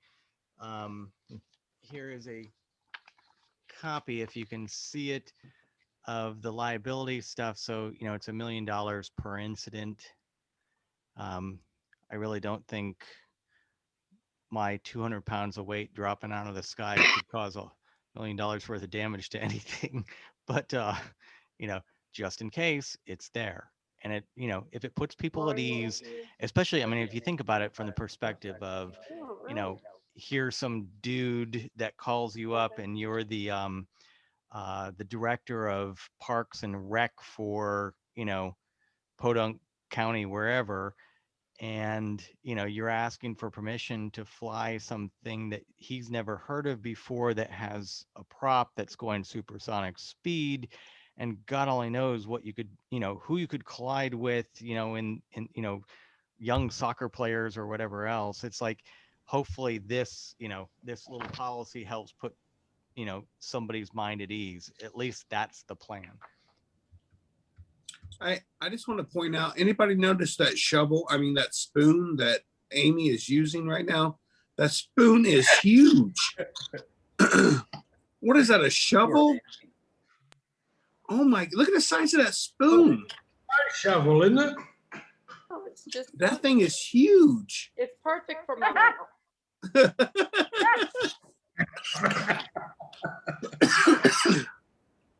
Good night, Jade. Party pooper. Yeah, it looks like Will's gonna run too. Yeah, And party pooper here too. What a coincidence. Hey guys, I've got to head out too. It's Hey, 8:30 on a Monday hey, I night. got a bail too. Okay. Yep. See you tomorrow. David, Thank we're you, just David. gonna leave you here. Bye, Dave. I'm heading out too, guys. Hey, David, It's late. I didn't get the name. Thank you, David. Night, for being on the everybody. show. Thank you, David. Thank you for having me on. Thank you. Oh my Thanks goodness. for being a guest. Absolutely, my pleasure. Night, y'all. Thanks, guys. See you. Have a Come wonderful again. evening. Thank you, David, for being on the show. This is PPG Grandpa's Paramotor Podcast. We're signing off for this evening. Y'all have a great day, and we'll see you next week at 7 p.m. Central, 8 p.m. Eastern. But don't forget, tomorrow, we also got a show over at ppdshane.com. Yeah. Anybody else want to Yeah. throw some .coms out there and how to get up with y'all? Go ahead and do it before we go. Thursday night, paraglidingtalk.com. Y'all be You gotta there. say it. You gotta say it lower. I say it lower. Yeah, like Robert does. Oh wait, say it, Captain. Say it, Captain. Paraglidingtalk.com. Yeah. Talk.com. Yeah. There you go. Yeah. I get so excited about that stuff. I don't know. Yeah? All right. Yeah. Linda, you always put the East Coast twist on the end of that with the .com. I know. .com. We I said, know. we said, Linda, say it lower. She goes, .com. Paragliding talk. Mark George, you're not allowed to. Bye, guys. Bye, guys. Peace out. Bye. See you later. Hey, I got a bail too. Night all. Walter? Bye. I was just saying, I heard something this morning that you're not allowed to eat Amy's biscuits anymore. You're on a sugar-free diet or something. Is that right? No, that's me. Oh, Oh. you're not a biggie. You're sugar free? I'm sugar free too. That's awesome. I love being sugar free. Oh. No, Walter's my sugar. Oh, snap. Oh boy. Oh boy. You heard everybody. Lucky. Walter's looking for a come green on card. over. Yeah, Walter, Yeah. you're lucky there's an ocean between you. You'd be dead, bud. Made my day. No, that's not what you say. No, that's not what you say. You say that's not a knife. That's not a threat. Oh my God, I'm crying. Oh, all right, guys. Bye. Good night, all. All right, guys. Good Thank night. you. Love. Bye. Joe. They don't. Is they are. Parachickpies.com. Sugary sweets just for you. Oh. And you can always find me at ppggrandpa.com. She didn't say anything about biscuits, Walter. So Biscuits are cookies in Australia and England. Yeah. England. Biscuits are cookies. Hey, John Wayne, I hope your thumb gets better. Oh, he Me put his too. thumb where it didn't belong. I hope your prop gets fixed. That too. Props gone. Oh no. Well, at least your I thumb's give what there. was left of it to Kyle. So Kyle did what he could with it. Yeah. Kyle's got plenty of molds to fix it. That one's beyond the mold. Oh. I guess I don't know this Thanks, story, Sean. John. You're gonna have to fill me in later. Oh, I just had a great takeoff. That's all. Where were you at? Here or there? Spring Hill, probably. Naylor. Spring Hill. You were at Naylor? Yeah. We was over there with young Woody. Oh And by yeah, the way, did you yeah, I hear know. that I know. He's coming to bent get a arm. frame. Do what? Yeah, he said he bent that arm today. Yeah, not on our frame. No, but on that one that they gave him to test. Uh-huh. Do you know what it was? I don't remember the name of it. It's a new machine. Yeah, he just And- sent me a text. He goes, "Man, I hope the Rebel holds up like the Alpha did." I said it's the exact same arms, and because he already tested our Alpha and he didn't bend anything. Well, he bent that one from that, and it was a sturdy looking machine, but he bent it today. He told me, he said that's what he texted me a while ago while we were on the show, that he bent it because he's Yeah, picking up a yeah. frame Well, from Bill- us. I guess Bill H was following him around and started trying to do some stuff too. What? Yeah, Bill said he was out there pulling some lines, man. I love Bill. I was here in Spring Hill today. I was in Spring Hill here today. I flew by myself today. Man, y'all are just living it up. I'm over here working my ass off. Y'all all flying around me. I'm heading to Arkansas in the morning. I found a place where there should be some good weather tomorrow over there. Where? Sean, where's Sean at? Yeah, where? Yeah, where? Mount Ida. Oh, okay. That's kind of far from me, unfortunately. Yeah, it's real far. Hey, come up north and you can play in some more snow on Wednesday. Yeah, no kidding. Yeah, It's supposed to get No. 5 inches maybe. dude. We are supposed to get 40 degrees tomorrow night. Mm-hmm. Yeah, Ooh. It's exactly. ridiculous. This is ridiculous. Where's your summer? Yeah, we might drop Yeah. down to like 80 degrees tomorrow. Oh. Brr. Yeah, I know, right?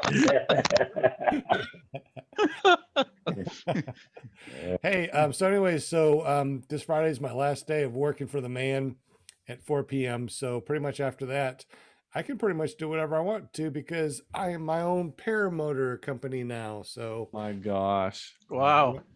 So what was no your more working paraswag. Ah, gosh. so What'd he what say? what No were you more what did you do, Sean? Swag.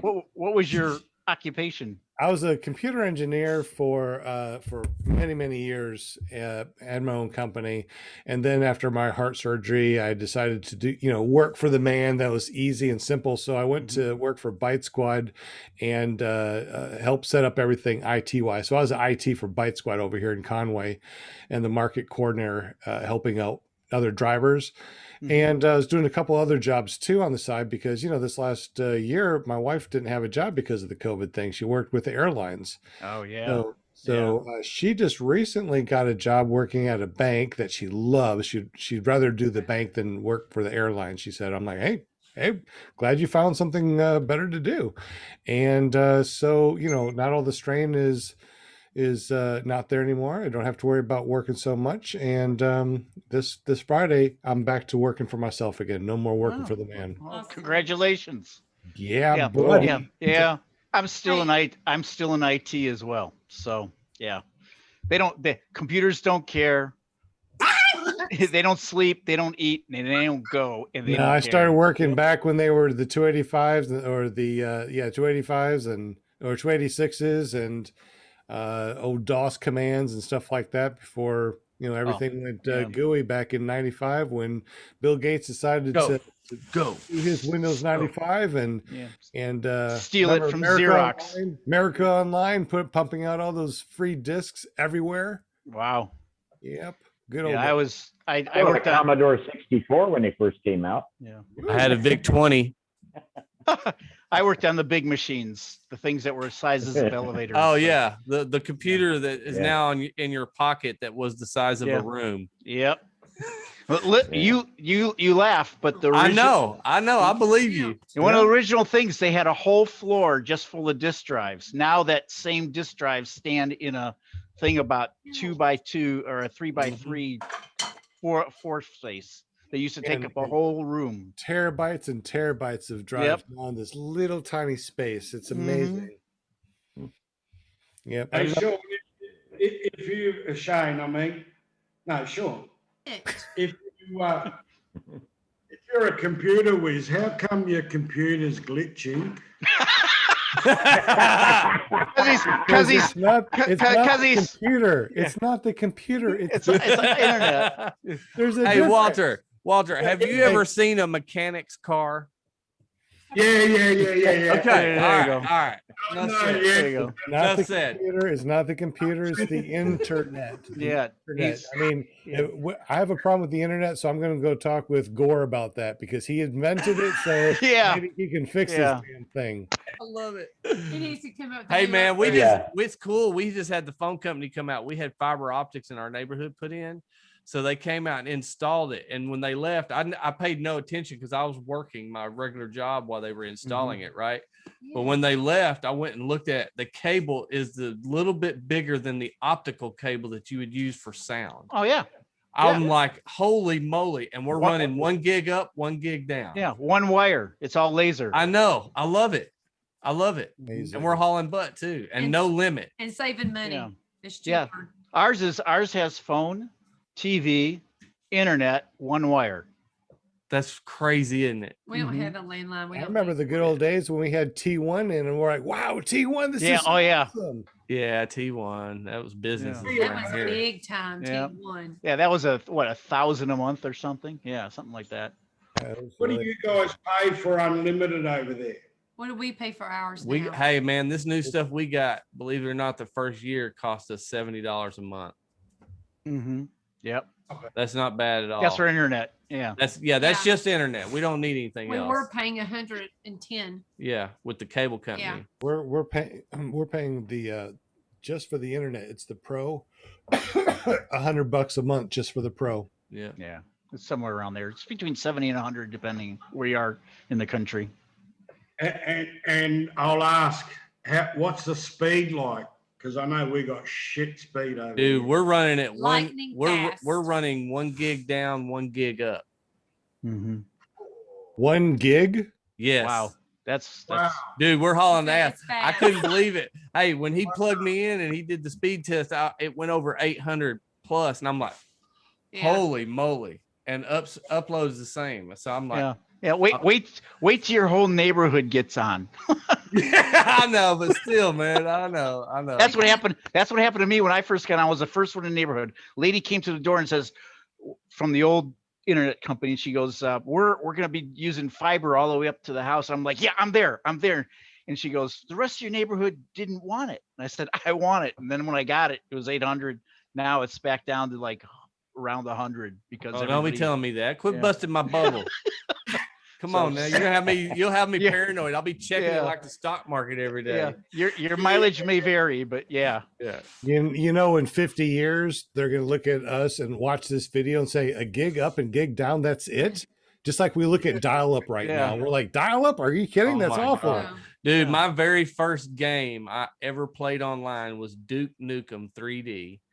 And I played it and I had to plug the phone into the modem and it was going bing, bing, yeah, all that crap. Yeah, 1420 or 700 baud originally. Oh yeah. Well, and when you went up acoustic coupler. When you went up to the 28 baud, you're like 28 baud. Hey, remember when the PC came out with 10 gig drives and they said you will never need more than 10 gig. Oh my God, yeah. Now we're over terabytes. Mm-hmm. Yeah. Filling up terabytes. I remember getting excited over 20 TV stations. Yeah, no kidding. Yeah, the first house we moved into when I remember in 1976, we had 3 stations, 3, 6, and 12, and it was an antenna. Mm-hmm. And maybe a UHF channel, maybe. Yeah. And then we got cable, and my dad got HBO, and it was game on, buddy. Mm-hmm. Up at Land O'Lakes, Wisconsin, we got one television station when I was a kid, and an airplane hit that tower, and we had no TV for 13 months. Oh God! Only tower in the sky. Yeah. Only tower in the In the sky. sky. Dude. I was like, Yep, come the on. only one. They need some The Red Bull. airplane hit it and knocked it down. Sure, he wasn't a PPG pilot. There was a Yeah. Santa. Who put that there? I didn't see it Yeah. yesterday. Hey, we were talking about this stuff the other day and doing flashbacks. Did any of you guys have a party line? Yes. Oh my Oh, God. Yes. Party sure. line. When I was Sure. 5 years old, and we used to drive the lady on the party line crazy because we would pick up and we Yeah. would listen, and she gets so pissed. She said, "Get off the line, get off the line," and we. Dude, they would do us the same way, and I'd hit the little receiver thing. I go, Yep. click, and I cover it up. Real. I still know you're there. I still know you're there. Yep. I'm like, well, would you get off? Because I need to make a phone call. Yeah. Oh my God, that was And hilarious. see, the crazy thing What was is, nice about the party line is that if you missed a call or you didn't remember what somebody said, you could always call up Mrs. Magnuson because she heard every conversation. she picked up every call. Yeah. she was your secretary. Yeah, you knew everything you needed to know. That's because she was a Russian spy, and you just didn't know it. That's right. That was Yeah, Russia's could big be. brother. Yeah, I was gonna say she's Big Brother before Big Brother happened. Big sister. Yeah. Yeah, I think Right. she eventually was retired from the NSA. So Whatever. Hey, listen, brother, I wanted to tell you guys something. I went out and flew with Mark McElroy this last weekend Yeah, I out saw in that. Atlanta. Yeah, that was his. It's supposed to have been the last flight out of his yard, but I guess there's a holdup on the house or something. So maybe they'll fly again. But he had a pretty nice crowd out there that day. But he had a lot of people he flies with out there. That's cool. Somebody said he was having engine problems or something. I seen Shane so. talking about it or something earlier. I in the know chat. Shane was having problems with his. Oh, is that Shane that's having problems? Yeah. Oh. That's why he's having a bad day. Hey, a quick question. When y'all are talking about business and everything, do you plan on having like a type of grand opening, whatever intro? Here I am. Are we thing? gonna have like a ribbon cutting and all Yeah. that good stuff with like some giant scissors? Are you talking And about me? balloons going off in the air? Are you Can we talking have some white doves and all that good I was gonna junk? say balloons going off in the air. We're just wondering about the Paramotor College. Oh, well, see, what I'm doing is I'm going to get the paramotorcollege.com fixed up. .com. .com Dot fixed up com. first. I'm also going to go train with Aviator and Kyle and some other trainers before I officially open up the school. Okay, I have some bad news. Okay. Okay. Okay. He keeps forgetting to tell you. Yes, I keep forgetting to tell you. It's not like super important, but it's not good news. It'll pop your bubble. Yeah, a little bit because you brought it up tonight. And I told him, I said, you got to tell him. You keep forgetting to tell him. You better tell him soon. The guy we were training with for tandem, Yeah. he's out. He's decided to cut business. I bought a bunch of his stuff. That's the guy that was selling the stuff I told you about the wings for your school. Oh, okay. He's decided Yeah. to just fly. every now and then. He said he told me this is exact words because I hated to hear this because he was in it full-heartedly, and he's got a good school and a good reputation. But he said he knew when he started this he wasn't going to do it forever. Right. And he's found something else that he wants to venture off into as far as business, and that's why he had a talk with his wife, and that's what he decided to do. So I basically, the frame that I sent him to get my training and all that, I told he's going to sell it. And I got some wings and some helmets and I got Amy a brand new reserve coming. So he said, I'm official now for going off into the yeah, Wild Blue Yonder since I have a reserve now. What kind of reserve did you get? it's an APCO Mayday. Oh, okay. 118. Yeah, No, 118, I think. LT. 18 LT. Well, with me not working and me doing paramotors full time, maybe we can go out and fly more, and I can try your frames and your wings. Which I've got some sitting here right now. I've got a what color do I have? I have a solid red one with the red swing arms and handle, and then I have a red, white, and blue one with red swing arms and a blue handle and white tank. You know what's really interesting is I bought some of that Dogecoin back in December when it was like 0.001 cent, and I bought like $100 worth. Had like 40 or 45,000 coins, and I looked on Robinhood today, and I might be able to buy some frames and stuff from you guys. You know, that's funny. Kent Stamey. We all know who Kent is, right? Mhm. The donator Yeah. from heaven. I mean, golly. Right. It's like I had to ask him when I met him, like, what the freak do you do for a living? I mean, like, you're like paying everybody's wages on these shows. Well, what do you do? I mean, And he sure don't look like it, does he? no, he is very humble. He's a good dude, man. He just got a new wing from us, actually. But what was the reason I was telling you? Bitcoin. Oh, yes. Bitcoins. He bought a new wing with his Bitcoin money. And then this weekend, after he made the commitment and made part of the payment, he said this weekend the Bitcoin fell off. Yeah, it did. Yeah, it goes up and down. It's Well, volatile. it went down because they're saying that the government has some regulations that they're going to start imposing on cryptocurrency. So a lot of people, Yeah. a lot of They people wanna- are selling Yeah, off. they want to get their cut. You know, the government. Of course. And Really, they want y'all want to sell weed? Sure, sell weed. But we want our cut, They even just- though it's not Yeah. legal. They just sit back and say what's the Yeah. successful. Yeah. Even though it's not legally, federally legal, y'all can go ahead and do it and pay us, and we'll let you do it. I know, right? Yeah. It's like I hate hearing that because I told Mark the other day, I said, we need to talk to Sean and do some of that Bitcoin stuff. well, it's funny. It's a gamble, man. I know. That's Yeah. I I put think it, those are one of those fad things that you got to get in when it's hot. Yeah. You know, tomorrow is the 420, and Dogecoin right now is running at right about 40 cents a coin, and they're expecting it to get up to $1 a coin. really. It was some coinage. So how do I get some? How do I get some of this? It's easy. Just go on to Robinhood and buy some Dogecoin. You said it goes on sale tomorrow. No. You can buy it anytime. It's So supposed right to- now it's how much? 40 cents. about 40 cents a coin. So if you buy, a couple coins now, I'd say hundreds of dollars, as much as you can Of pump. course. It's supposed to double tomorrow. It's supposed to be the big Dogecoin thing. I don't know if it's going to happen, but I sold off a bunch of my other stocks and just bought a whole bunch, hoping that it does double. So Robinhood. That's Yeah, what. didn't Robinhood have like fee? It's hard to get your money. You have to have so much in the account before you can get your cash out. I run money in and out of that all the time. It's like it's almost instantaneous. We'll look into it. Yeah. Look into it. And that coin is called what, Sean? DOGE, Dogecoin. Okay. And if you haven't, do you guys use Robinhood? I have a Robinhood account, but I've heard people say that you can't get your money out unless it hits a certain amount, like a certain number, and then you can get your money out. Otherwise, it just sits there and you can't do anything with it.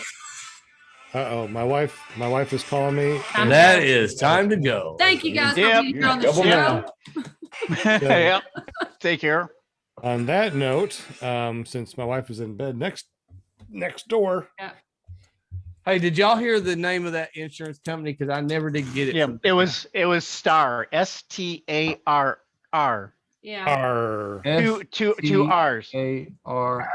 Okay. And I also heard two first flight insurance. Yeah, but First I don't. flight's a flight. But I don't think they're doing it anymore. Like I said, I called First Flight last year, all last year. They never answered my calls. They never returned my emails. So US, So it's Star what? USA. You don't USA think may have somebody won. you don't think somebody put the word out about Mark H getting in touch with them and they like blackballed you or something, do you? They could. I called the president. I called the vice president. That's what it's like. He's calling all of us, man. Blackball this number right here. You see this email? I even called from a fake number. So there you go. from a ghost He's number. like, he already had that Yeah. conspiracy theory in his No. head. He's like, I'm gonna crush that right now. Just like There you this, when go. someone tries to call you from a different number and Oh. you know they're selling you something. Nope. Well, see, they're connected, Mark. You didn't know that. They're connected with Big Brother, and they knew every Yeah. phone that you would call from. So That they figures. blocked Yeah, all that stuff. The NSA has my data all over Yeah, it. I'm yeah, sure. yeah. Your Yeah. family and everything is blocked. Exactly. They just laugh and say, "Look at him try to call us again." Yep. Look at him. He's calling the president right now. Look at him. He thinks he's finna get somewhere. It's like, John, he just called me. He might be calling you next. 'cause Yeah, you're this the is head honcho. this is Mark. This is from Harriswag. I'm calling the president. Yeah. Yeah. I'm sending the president a strongly worded letter. Yeah. Hey guys, y'all have a good evening. You too. John, Take care. I was gonna call you today, and I got caught up and stuff. I was late even picking Amy up from work. That's no problem. I'm busy all this week, but I tell you what, by 4 o'clock on Friday, I'm good. You can call All me. right, anytime. I'll holler at you this weekend. All right. Wait So for good weather to come up. yes. Mark, before you go, have you had any inquiries from Australia with those proper leases?